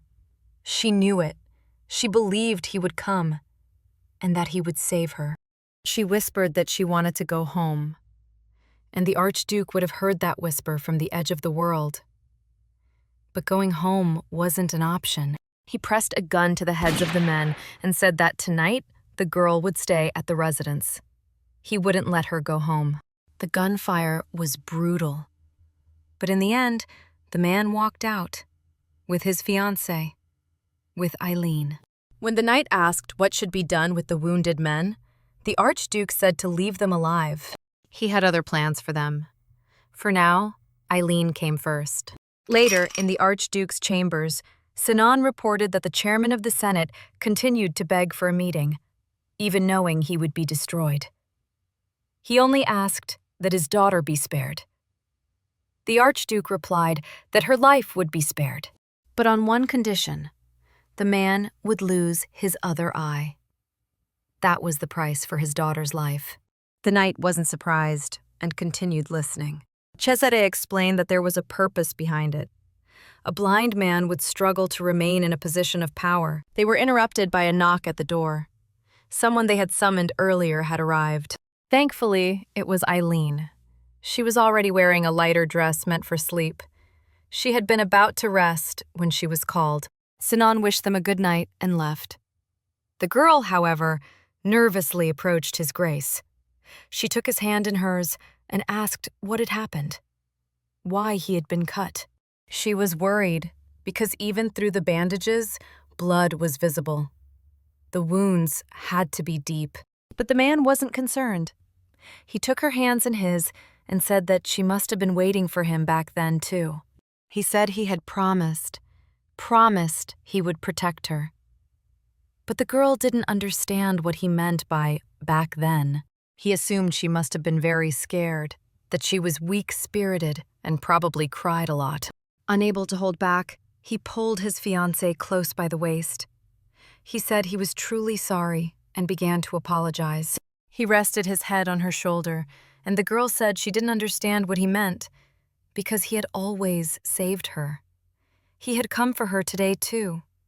Thanks to him, nothing bad had happened, then or now. But the man only said that there had been a time when he hadn't kept his word. He wasn't joking or exaggerating. He looked genuinely troubled, serious, even though the girl couldn't remember such a moment. And then she recognized something in his gaze, in his expression. She recognized that look. He had worn it before. She remembered. It had etched itself too deeply into her heart. Now it looked almost the same as back then. It was frightening that she didn't understand what that expression, that gaze, truly meant. He looked at her one last time with that expression, then pulled her out of her thoughts by calling her name. He stood up abruptly, placed one hand on her waist, took her hand with the other, and said it was finally time for her to sleep. But after saying that, he didn't let her return to her own chambers. Eileen blushed. She was now lying in his arm, in his embrace. She worried about his injured arm. It seemed to hurt, but he wasn't concerned about it. Cesare said it didn't hurt and told her she must have been very frightened today, that she should sleep peacefully.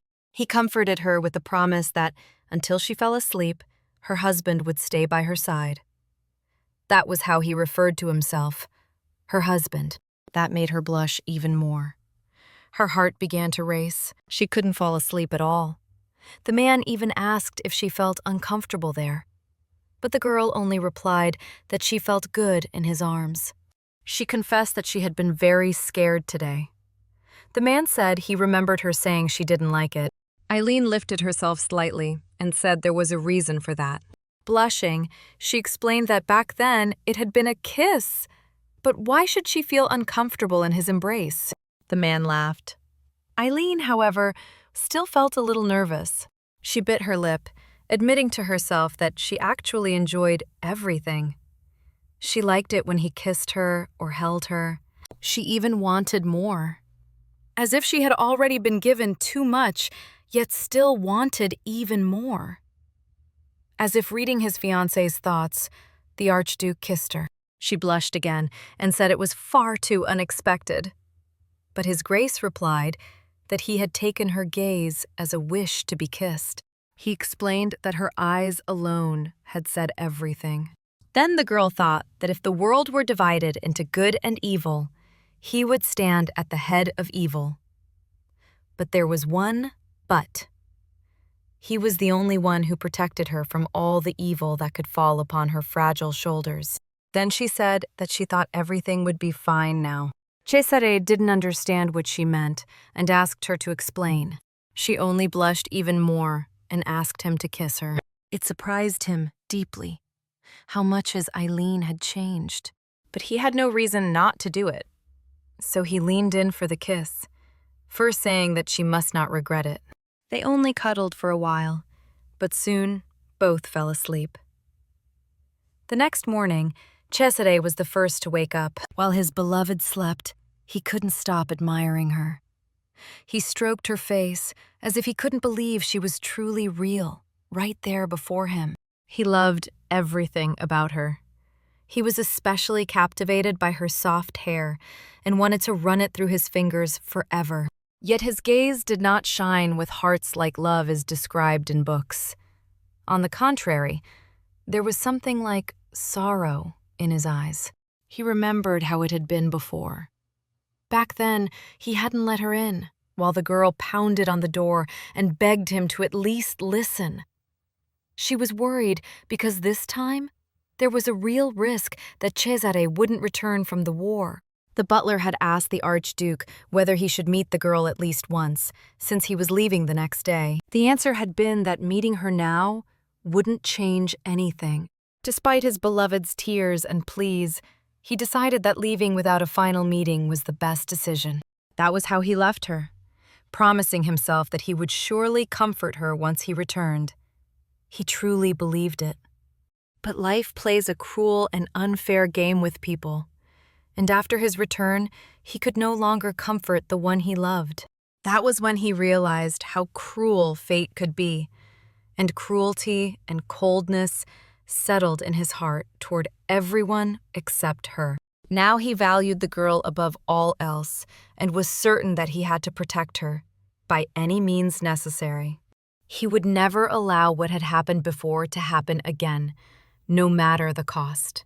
Looking at his beloved, he quietly said that this was the world she lived in. But that world was also something more. It was the world that had become his first and last chance. He had no right to let it slip away, even if he never woke up from this nightmare. For now, he gently kissed the girl, told her to sleep peacefully, and promised that he would take care of everything. Meanwhile, the man who had threatened her was already awaiting death.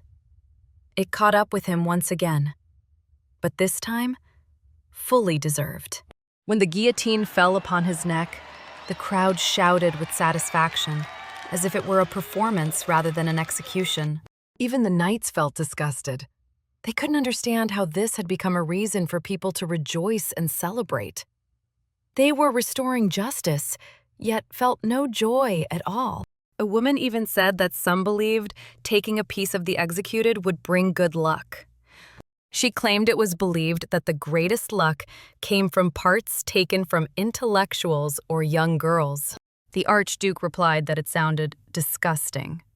For peace of mind, it would be better to get married as soon as possible. Sir Rothan, having listened to this, reacted strangely, silently lowering his gaze. The man remembered how the emperor had summoned him, apologized for the suddenness, and said that Cesare had changed greatly lately, claiming he was capable of unleashing a massacre among the empire's citizens. As a brother, the emperor said, he couldn't help but worry, since the Archduke was not someone who spoke or acted without reason. He believed that if his brother said such things, then something truly serious had happened. And so, Sir Rothan was given a task. However, the matter he intended to entrust to Rothan was not meant to reach Cesare's ears. As it turned out, a few days later, Lady Eileen invited the knights to her home, and they all came bearing gifts. Every single one of them brought something. One brought a book, another a toy, candies, a feather. It seemed they intended to shower her with gifts. They even began to argue. Sir Rothan, for instance, believed she was already too old to be given toys. But the girl was happy with all the gifts and suggested that they finally sit down to eat. They couldn't believe she had truly prepared so much food. They were proud of how much she had grown, right before their eyes. She said she really wanted to treat them because lately things had been difficult for them because of her. Many tasks and problems. Of course, they didn't see it that way, but they certainly wouldn't refuse food. One of them, without thinking, mentioned that the Baron had been disappearing again lately. Everyone except him fell silent. He added that the Baron probably still hadn't fully recovered. Only after he shut his mouth and looked around at the knights, who were glaring at him with clear displeasure, did he begin to understand. He went pale and immediately apologized to Lady Eileen for speaking without thinking. The girl replied that everything was fine, and that she understood why they had formed such a poor opinion of her father. She even understood how fragile and helpless she must seem when she couldn't tear herself away from him. Her father. The man cleared his throat, took control of the conversation, and asked how Eileen herself was feeling. He said she had been through many terrible events lately and was probably under too much strain. But Eileen didn't think so, since his grace had arrived in time back then. When she remembered what had happened between them that night, she blushed, bright red, like a tomato. The knights didn't understand her sudden reaction, but she assured them that everything was fine. She touched her cheeks with her hands to cool them down a little, and one of them said that since his grace had been mentioned, there was something that needed to be said. However, Sir Rothan wasn't referring to Cesare. He meant the Emperor.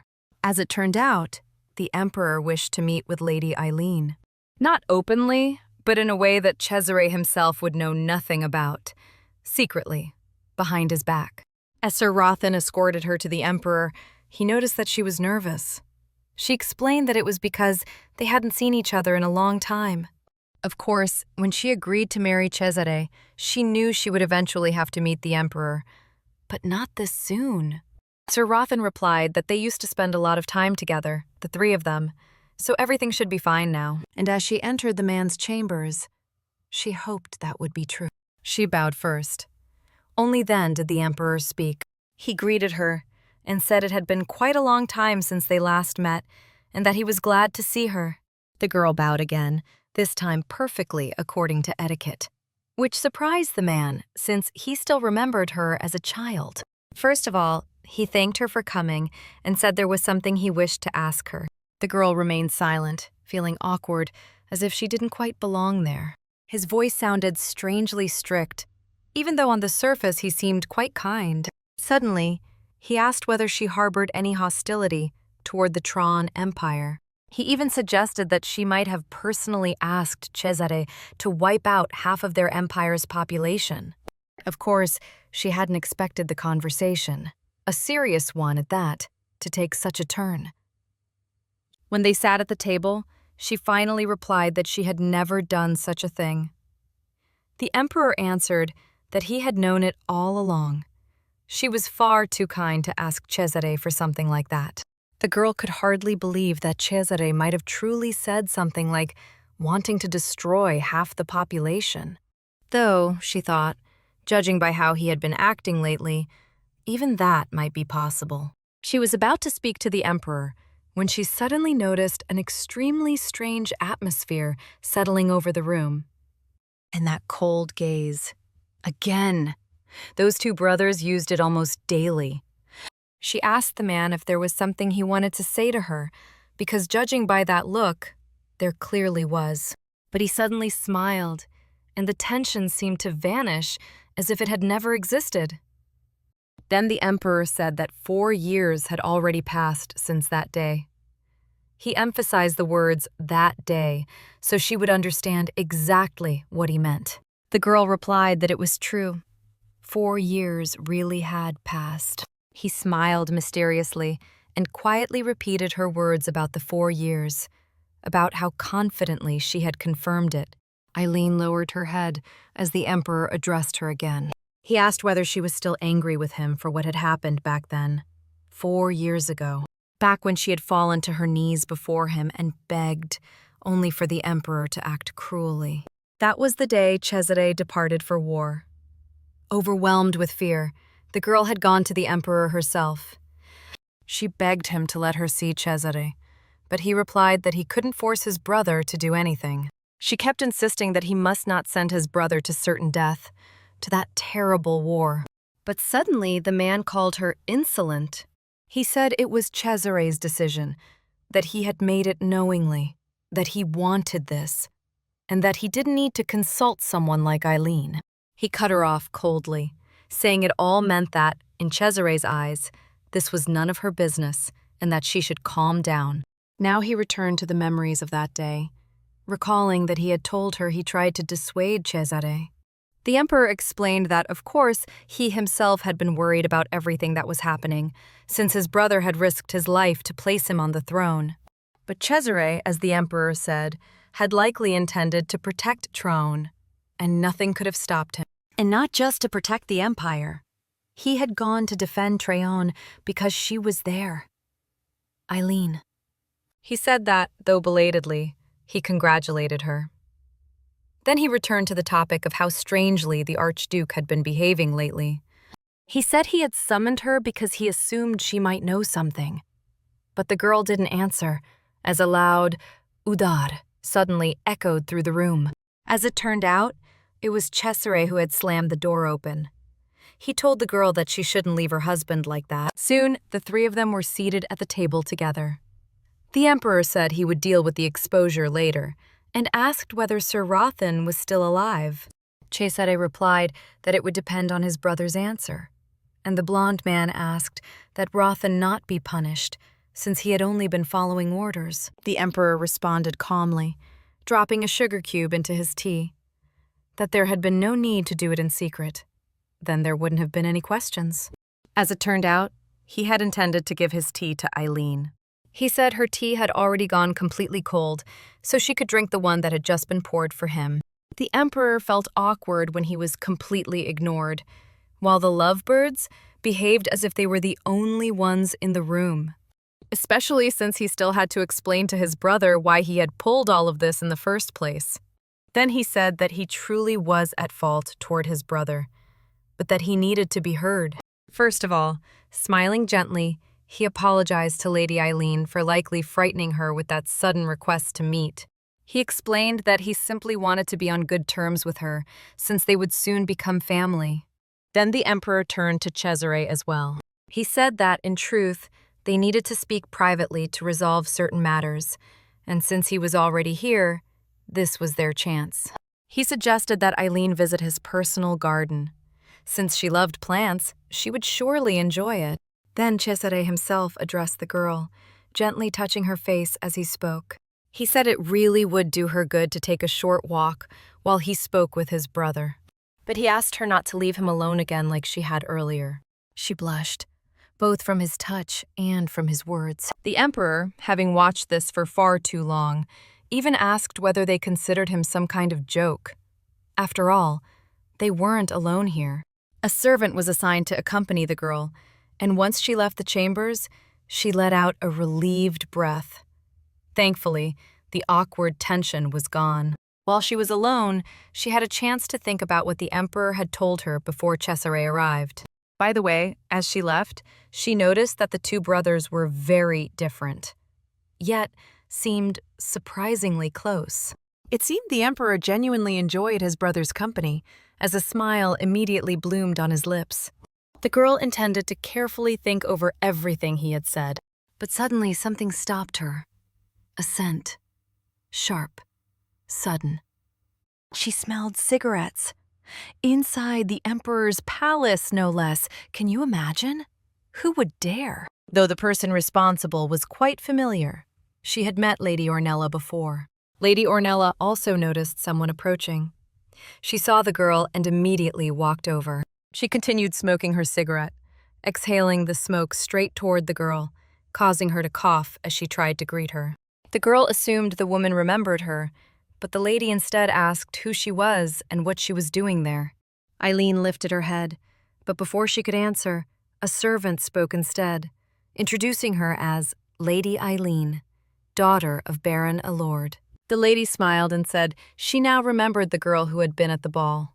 She first kindly explained that she was terrible with names, then added more quietly that the girl's face wasn't exactly memorable either. A moment later, the woman tossed her cigarette onto the floor and crushed it underfoot. Ladies aren't supposed to do that, are they?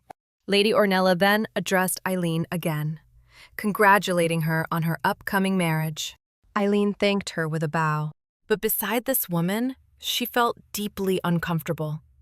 It was as if Ornella tried to pressure others with her very presence. On top of that, Eileen recalled the conversation at the apothecary. That was when she learned that this woman had originally been meant to marry the Archduke. Instead, she had been chosen to marry the Emperor. Eileen had been shocked when she learned that.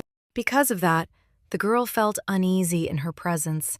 But the lady spoke again, saying that things must be difficult for Eileen right now. Lady Ornella explained that she had already heard about Eileen's poor financial situation and that she was likely worried about what she would bring as a dowry. Since the girl hadn't thought about that at all, the woman took one look at her and realized she had hooked the right bait. Pretending to be surprised, she asked whether Eileen even knew what a dowry was. With fake sympathy, the woman explained that a dowry was something a bride prepared, but then added that Eileen's mother had passed away and that she had no wealthy friends by her side. She said this deliberately, just so she could later add that she wasn't surprised the girl didn't know such basic things. By now, Eileen was deeply flushed with embarrassment. In her thoughts, she scolded herself. She had naively believed that marrying properly would be enough. She had promised not to be a burden to the Archduke. And yet, here she was. Her vivid reaction only fueled Lady Ornella further. She had said all of this on purpose, to provoke her. Soon, she smiled in satisfaction and said she had an idea on how to fix this. Suddenly, the woman said she had been looking for a lady-in-waiting, young and responsible. She said this in order to propose that Eileen become her lady-in-waiting and work for her until she earned the necessary amount. Suddenly, they heard the now familiar voice of the Archduke addressing Eileen and reminding her that he had asked her to take a walk. Judging by his tone, he was clearly displeased that the girl was there at all. He even asked what she thought she was doing in this place. The moment he approached them, Lady Ornella immediately stepped closer to him. She said it had been a long time since they'd last seen each other, and that she hadn't even had a chance to greet him properly at the ball. Watching this, Eileen quickly came to a simple conclusion. Lady Ornella liked Cesare. Of course she had wanted to marry him, and Eileen had ruined everything. No wonder the woman hated her. Suddenly, the woman coughed and remarked that spring had been unusually cold and that she was dressed far too lightly. It seemed Cesare wasn't really listening. He simply looked away. Naturally, she was hinting that he should offer her his coat, and indeed, he began to remove his outerwear. Lady Ornella assumed he was doing it for her. She already smiled sweetly, ready to thank him for such gallantry, but stopped short. She never finished her words because he did not place the coat over her shoulders. Instead, he draped his jacket over Lady Eileen's shoulders, startling both women. Eileen was especially stunned. She immediately flushed bright red, like a tomato. He explained his actions by saying that it was actually quite cold today, though Eileen protested, insisting she felt perfectly warm and that the weather was fine. She tried to explain that she was completely fine, but Cesare didn't listen. Lady Ornella visibly twisted her lips in irritation. Though his gesture might have seemed kind, it only ignited a fierce hatred toward Eileen in Lady Ornella's heart. The beginning of a foolish war. Once they left the palace, the girl asked whether he would open the laboratory before the wedding after all. Cesare replied that he thought they had already settled that matter. But the girl said she was in a bit of a hurry. Hearing that, he was slightly surprised. She had never pressed the issue like this before. He couldn't simply allow it without knowing the reason, so he asked her why. She hesitated as she explained that the only way to gather a dowry was to reopen the laboratory. She said that she hadn't thought about it before, but a wedding was something that involved two people. The man assumed that Lady Ornella had filled Eileen's head with nonsense. They had crossed paths for only a few minutes, yet the influence had been immediate. Suddenly, the girl stopped. He stopped as well and looked at her. Eileen murmured that this wasn't the only reason. First of all, she had been producing high-quality medicine, and she had many clients she personally cared for. She explained that many of her clients depended on those medicines and purchased them regularly.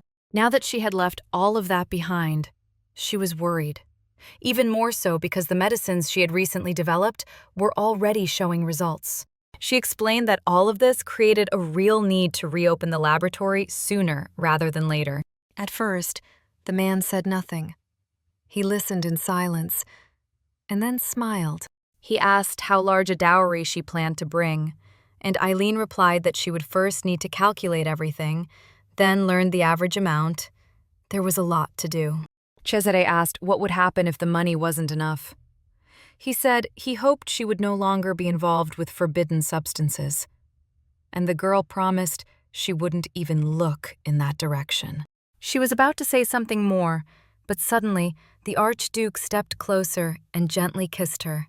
To a stunned Eileen, he said that she had already given him a dowry. Then he took out the watch she had once gifted him. She had never considered it a dowry. Because she addressed him by title rather than by name, she was lightly scolded, though she still insisted that even without knowing proper amounts, this was clearly not enough. Suddenly, the man grew serious. He opened the watch and said that he once had one just like it. He explained that it had belonged to a man condemned to death, and that even broken, it had been priceless to him. He said that in order to return, he had been forced to sacrifice it, smashing the watch with his own hands. Then she gave him the same watch, and to him, it was worth more than gold, of which he already had plenty. Eileen listened with sincere sympathy, though she didn't fully understand. Cesare suddenly clenched the watch in his hand, as if it were the most precious thing he had ever owned, and said he needed nothing else.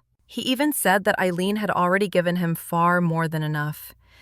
After what happened that day, when Lady Ornella encountered Eileen, she returned to her chambers, smoking a cigarette. She kept thinking about everything that had happened earlier, about watching the exchange between Eileen and the Archduke, about his cold gaze directed at her. And yet, despite how cold he seemed, the woman never stopped smiling at him, the way she always did. When he returned, he merely ordered that the lady be escorted to the exit. She seemed to have gotten lost. Now, with a cigarette in hand, she said that Cesare had been generous toward her today. She beckoned one of the young men present with her finger, saying she needed to atone for the sudden anger she had felt. The man, who resembled the Archduke just slightly, let out a heavy breath and took a slow sip of wine. Later, they all kissed every inch of her body. As it was happening, the woman couldn't stop thinking about Eileen, the one she blamed for the fact that she now had to settle for copies instead of the original. Meanwhile, Eileen was sitting at home, flipping through a small book. It turned out to be something like a childhood diary. When she was little, she had once gathered a bouquet of flowers to give to the prince and told him she wanted to marry him. The young prince had been genuinely surprised by such a sudden declaration, especially since she was still so young. But wasn't it kind of sweet? They really had been close, and all things considered, the proposal wasn't so bad. He had leaned down and gently told her that Eileen was still far too young, that she needed to grow up a little first, and then they could talk about it. Little Lily had asked how much she needed to grow, and Cesare pointed to the tree behind them, saying, "That tall." The child panicked and replied that a shrub could grow up to 15 meters tall, which meant the wedding would probably have to be postponed. The prince only smiled and gently patted her on the head. The diary contained notes where the little girl wrote that she had to grow as tall as the tree, lamenting that she wouldn't make it by spring, but at least she had received a promise. Reading it now as an adult, she found herself rather adorable, and His Grace had been kind even back then. She was reminded of a conversation with the Emperor in which he had expressed concern that his brother had changed. From him, she learned that the Archduke believed 7 years had passed, when in reality, only 3 had. They had both noticed that the man behaved differently, not the way he should have. And Eileen had clearly sensed it too, in his words and his actions. She knew for certain that something had happened to him. Without a doubt, something must have affected him deeply to cause such changes. But what it was, she didn't know. No one did. If only he trusted her just a little more. If only he would share it with her. But for that, first and foremost, she needed to become someone he could rely on. She made up her mind to start right away, when suddenly she heard a man's voice. It wasn't a stranger. It was Sir Diego. There were matters they needed to settle today, so he had come to fetch her. She hesitated slightly. After all, the matter they were about to deal with was an important one. Today, she had to do her best to become someone others could rely on in the future. As it turned out, they had arrived to choose her wedding dress. Several women greeted her at once, explaining that they would be helping her today. But before they could finish speaking, all 3 of them froze at the same time. Standing before them was not the proud, stunning Archduchess Erzeth they had imagined, but Sir Diego and a girl whose face was almost completely hidden by her bangs. She looked painfully withdrawn. Not the standard of beauty they had expected at all. Thin, hunched, wearing glasses. She didn't even greet them in return. The women immediately began whispering among themselves. First, they focused on her bangs, convinced something had to be done about them immediately. And then there were the glasses. They worried about her hairstyle ruining her entire appearance, even considering that if they couldn't fix it, they might at least hide it under a veil. They weren't being rude. They simply had a job to do. And it had to be flawless, since this was no ordinary wedding. One of the women addressed Eileen and politely asked whether they could start by tidying her hair. Diego stepped in, stating firmly that nothing was to be done with her hair and that everything should remain as it was. One of the women continued to insist, arguing that the hairstyle needed to match the dress. Diego cut her off sharply, saying that it would be enough for them to do what they were told, not to show unnecessary initiative. The women were ready to argue, since it was the Archduke himself who had ordered them to choose the perfect dress. But Diego didn't relent, repeating that hair had never been part of the instructions. After several minutes of arguing, Eileen herself asked Diego to stop. She decided to take off her glasses, and in that very second, the women realized they had been mistaken about her appearance. Without the glasses and with her bangs swept to the side, she looked surprisingly beautiful. Uniquely so. Her appearance was anything but ordinary. The women were stunned when her face was finally revealed, and now they could confidently continue their work. Still, their sudden silence made Eileen uneasy. She felt uncomfortable under their gaze, but soon they snapped out of it. One of the women was so impressed that she nearly burst into compliments. Delicate, beautiful, radiant, like a fairy. They were already envisioning the dress they would choose for her. Something light, something that would flutter in the wind. When they finally selected the perfect gown, they were more than satisfied. They even believed she would become an archduchess the empire would remember for a long time. The women, and Diego as well, were delighted. One of them gently guided the girl toward the mirror, telling her that she absolutely had to look at her beauty. But standing before the mirror, the girl remembered why she never looked at herself. She had already forgotten when she had last truly seen her own face. Of course, the women described her beauty in such vivid detail, but she herself couldn't see it. It was sad, realizing she couldn't even remember the last time she'd seen what she looked like. When she was little, her mother had never liked her appearance. She used to say that her cursed eyes ruined everything. She told her that her eyes were horrible, as if she hated them. All she saw in them was something ugly. When her mother was in a bad mood, she seemed to lose her mind entirely, as though she truly hated her own daughter. Once, she had even pressed scissors close to her eyes, saying that maybe it would be better to gouge them out altogether. Even now, after so much time had passed, her mother's words still echoed, not only in her ears, but deep inside her mind. She politely told the women that she truly loved the dress and asked if she could change out of it already. One of the women brought a pair of scissors on a tray. Since the dress had been finalized, they wanted to suggest doing her hairstyle as well. They promised they would only trim her bangs slightly, just enough to reveal her face. But the sight of the scissors sent her into panic. Memories flooded back. She froze, breaking out into a cold sweat, terrified. She only started to come back to herself when Diego appeared in front of her. The women were already gone, and the knight was holding her hands, telling her softly that everything was okay. Later, they went to get something to eat. She asked if she had scared him too much back there, but Diego waved it off.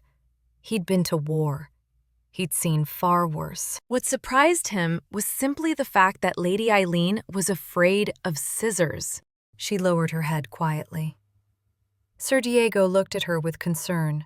He could see she was struggling with herself, clearly afraid of something, so he spoke up. Trying to lighten the mood, he suddenly put on a ridiculous mask. A cat mask. On a serious night, no less. It was impossible not to smile. She had no idea where he'd even found something like that. A truly unique item.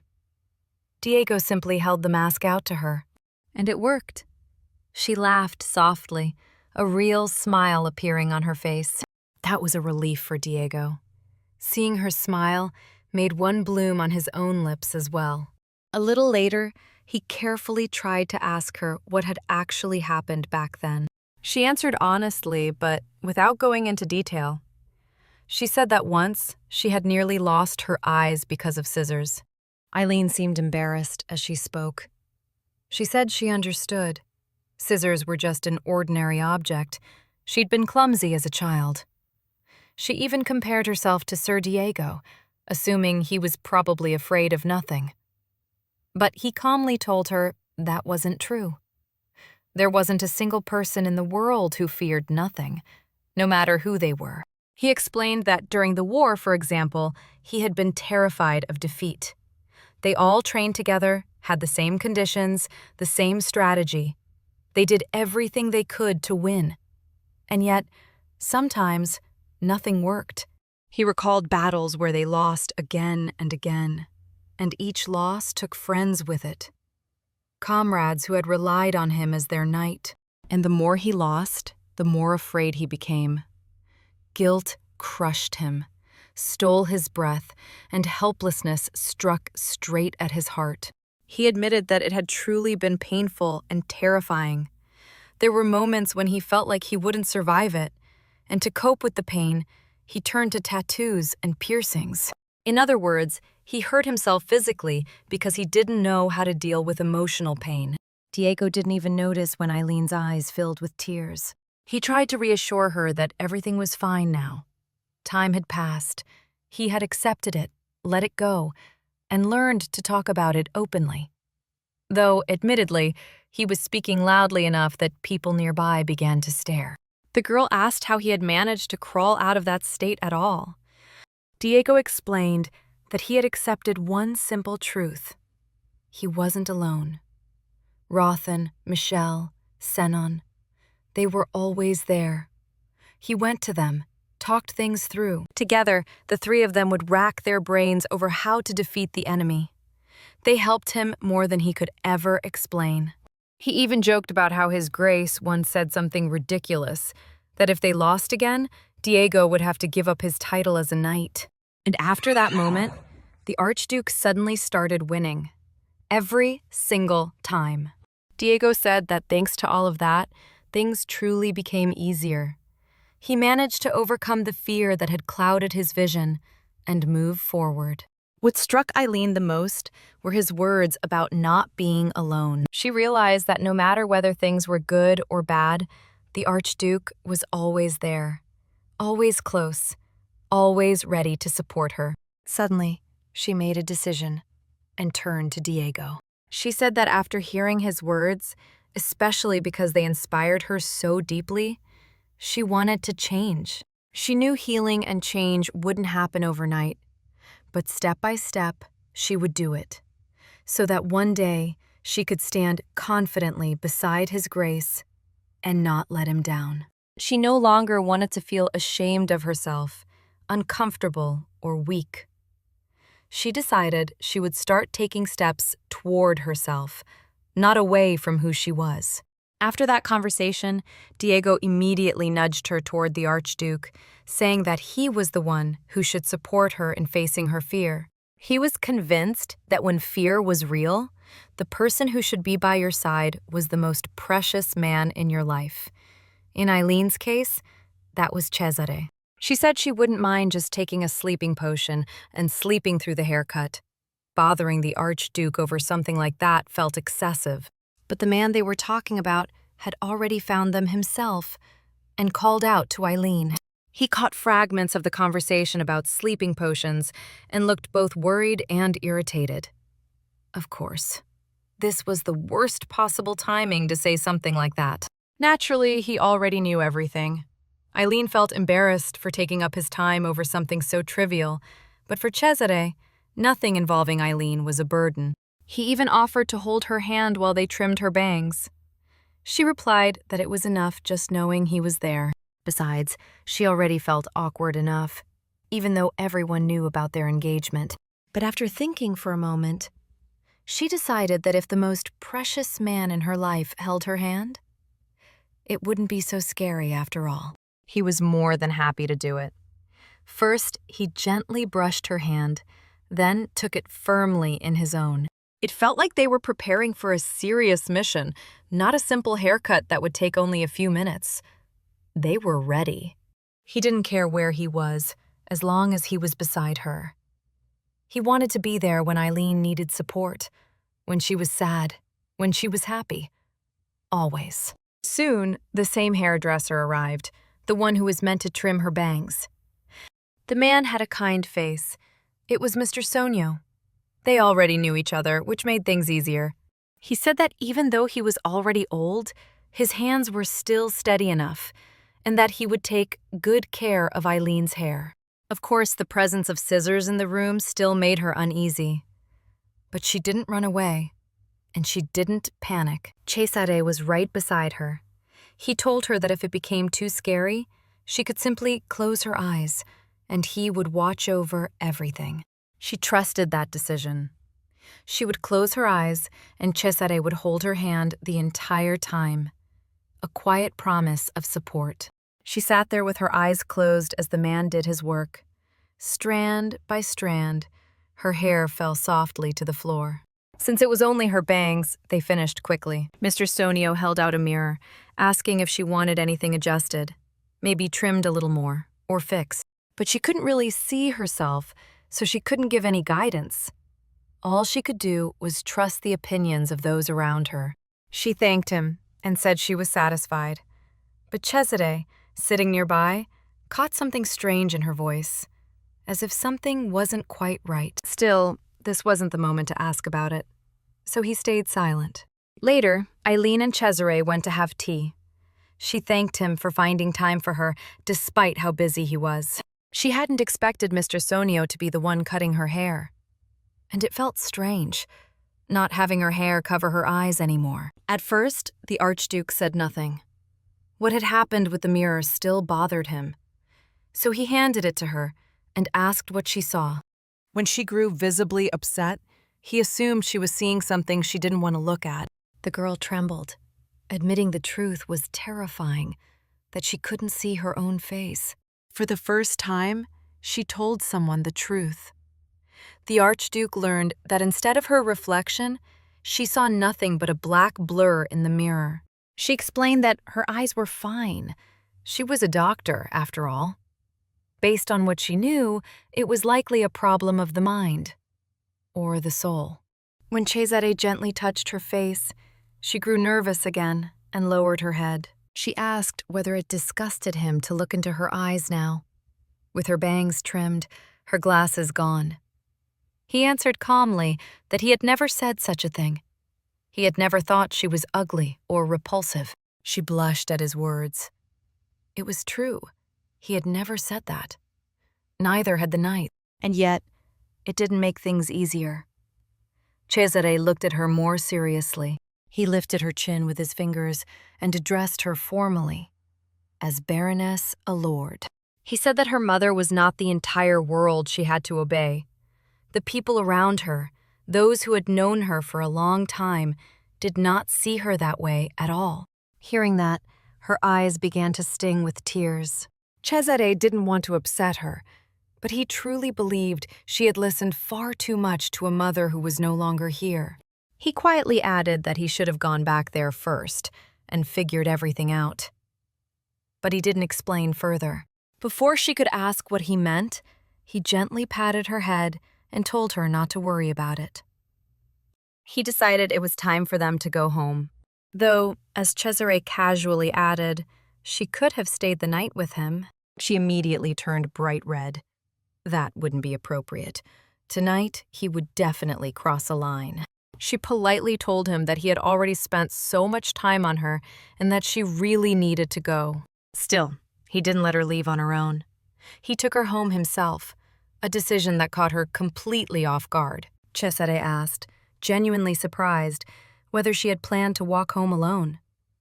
She wasn't a child anymore, so she admitted that she had. He replied that as her fiancé, it was his duty to escort his woman home. When they arrived, he stopped and looked at the tree. He said it was exactly the way he remembered it. She disagreed, saying it had grown a lot. It was nothing like it used to be. 10 years had passed, after all. There was no way it could have stayed the same. When she mentioned 10 years, his expression darkened. He suddenly asked whether she remembered how she had received the tree as a gift. Back when she was a child, she had followed a stranger. And that led to trouble. The young prince hadn't understood why she went with him and asked her about it. Crying, she explained that the man had given her medicine that smelled like oranges. She had been ashamed of her foolish mistake, but the guy never judged her. That was when he gave her the tree, so she could grow her own oranges. Even now, she still felt embarrassed about it. Cesare chose to end the topic. Or rather, he shifted it to oranges, which meant food, and said he was hungry. She told him he should hurry back and eat, even wishing him a safe trip home. But he didn't leave. He called out to Eileen instead. He repeated that he was hungry, this time stepping closer, making it very clear he wasn't going anywhere and planned to eat at her place. Not long after, they were inside Eileen's home. And it wasn't Eileen who cooked, it was Cesare. She wasn't happy about that at all. More than anything, she felt embarrassed. He was the one cooking, when she was perfectly capable herself. He didn't even give her a chance to step in. She watched in amazement as he worked, cutting ingredients with precision and cooking effortlessly.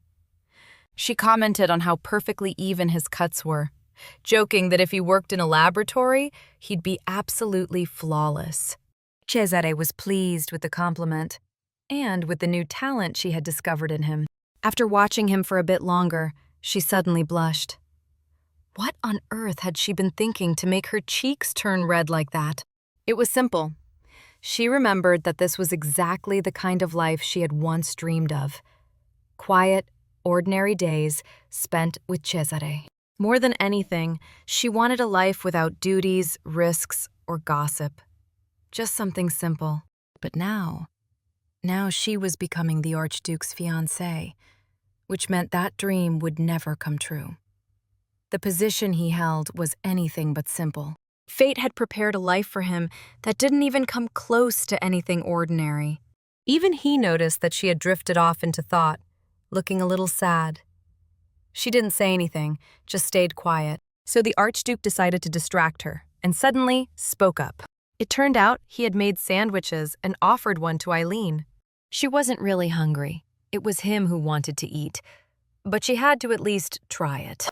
She shifted nervously from one foot to the other, before asking whether there was something on her face, since he was staring at her without looking away. He explained that he had simply wanted to see her eyes for a long time. He found them attractive and unique. Hearing that made the girl blush even harder. Why praise her like that while she was eating? It completely threw her off. He went on to say that if the reason was really that simple, he would have taken her glasses off long ago and kissed her. The sandwich practically fell out of Eileen's mouth. She hadn't expected compliments like that so suddenly. On top of that, she must have misunderstood something because she didn't quite grasp what exactly he meant he would have taken off it long ago. Cesare looked surprised by how red she'd gotten and wondered what kind of thoughts were running through her head. To ease the awkwardness, she said that if he meant the glasses, she was glad he liked her without them. If that's what he preferred, she'd happily keep going without them. It made her look less gloomy anyway. She abruptly stood up, grabbed the second sandwich, and handed it to Cesare, telling him to try it too. She was clearly trying to change the subject, holding out the sandwich with a bright red face. But he wasn't interested in it at all. Her fingers looked far more tempting. All of a sudden, he started licking her fingers. She flushed even more. Why was he suddenly doing that? He, on the other hand, seemed perfectly pleased with how things turned out and said that his food had indeed been delicious. She didn't pull away and suddenly decided that her own thoughts had turned dirty and improper too. She was completely flushed now, not knowing where to put herself from embarrassment. Since the man still hadn't left her house, she showed him the rabbit Sir Diego had given her as a gift. She seemed a little awkward while showing it, and Cesare didn't say anything in response. She truly felt uncomfortable with the fact that he had decided to stay and look around her house, her room. She kept talking about the rabbit, saying she thought she was already too grown up to like things like that. But the more she looked at it, the more she liked it. Besides, it felt like in Diego's eyes, she was still a child, since he always brought her toys from his travels. It seemed like Cesare wasn't even listening. He said everything looked the same as before, and that every single thing smelled like her. The girl replied that he had been here a very long time ago, when she was still little, so a lot had changed. He didn't answer her, just looked at the bookshelf and remarked that there were still just as many books. For some reason, out of all the books, he picked up Eileen's personal diary. Of all the bad luck, she had left it right there when he decided to visit. As he was about to take it, she panicked and grabbed his hand, though she didn't know how to explain her reaction. She truly didn't want the diary to fall, or worse, end up in his hands. There was far too much personal stuff inside. Long story short, he still stayed. Now they were brushing their teeth together. Do you know why they were brushing their teeth together? Because that was the only excuse she could come up with after grabbing his hand. When the man commented that the toothpaste was very fresh, she was delighted. The girl felt proud because she had made that tooth powder herself, mixing it with ordinary herbs, and thanks to that blend, she believed the result was truly amazing. Then the Archduke asked whether she had made this soap herself as well. The girl brightened when he noticed it and proudly answered that she had, inviting him to try washing his hands with it. Cesare immediately lathered his hands and caught that familiar scent, the one that so often clung to the girl. His shirt sleeves were rolled up, allowing Eileen to see his strong forearms. She watched him as if spellbound, noticing how carefully his grace washed his hands and how smooth and controlled his movements were. The man noticed her focused gaze, but gave no sign of it, simply continuing to wash his hands. Suddenly, Eileen glanced out the window, and only then realized that the sun was already setting. Perhaps this wasn't the best time to be discussing soap. In her opinion, it was late, and His Grace should be heading home. Hearing this, Cesare slowly let the towels slip from his hands, not even finishing drying them. The next moment, he leaned toward her. She froze, unsure of what to expect. His soft breath brushed her ear as he told her that from now on, she must never allow anyone into her room, even if they asked. Eileen was flustered and assured him that this would never happen anyway, since no one but him had ever entered her room, and no one ever would. The man straightened and looked at her as if she had just challenged him, asking whether she meant to say that she wasn't afraid at all of what he might do. She looked at him with absolute trust and, smiling, replied that the Archduke would never harm her. And if one day he did hurt her, or even took her life, then it would be no one's fault but her own. Cesare then brushed his hand along her face and asked whether what was about to happen would be a punishment for her wrongdoing. The next moment, he pulled her to him and claimed her lips.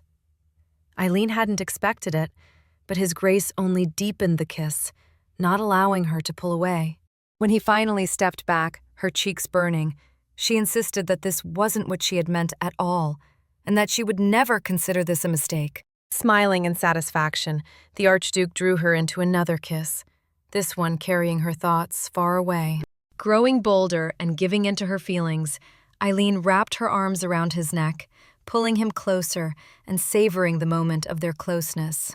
Cesare sank to his knees, slowly gathering the fabric of her underskirt in his hand, and told her that she must never again dare speak to him about her death. The golden rays of the setting sun streamed through the large windows as he lifted her onto the table, continuing to make sure she understood him perfectly. Wow, this part revealed so much more than I expected. What first felt like just a dark, obsessive romance suddenly turned into something far deeper and more unsettling. We finally start to understand Eileen's trauma, her fear, her inability to see herself, and how deeply her past still controls her present. She's not weak. She's wounded. And then there's Cesare. The biggest shock for me was learning that he had to sacrifice something incredibly important just to return to the past. That single revelation changes everything. His behavior no longer feels random or purely possessive. It feels desperate, like someone who already paid a terrible price and refuses to let that sacrifice be meaningless. Their relationship now feels even more unbalanced. Eileen doesn't know the full truth, while Cesare is carrying the weight of a decision she never agreed to. What looks like protection might actually be fear of loss. What feels like love might be guilt, or obsession born from regret. And that's what makes this story so powerful. It's no longer just about romance. It's about control, trauma, second chances, and whether love can exist when it's built on sacrifice and secrecy. This twist completely redefines their relationship, and I honestly can't wait to see what happens when Eileen finally learns the truth. If you enjoyed this recap, don't forget to like the video, subscribe to the channel, and share your thoughts in the comments. I really want to know. What do you think about Cesare and his choices?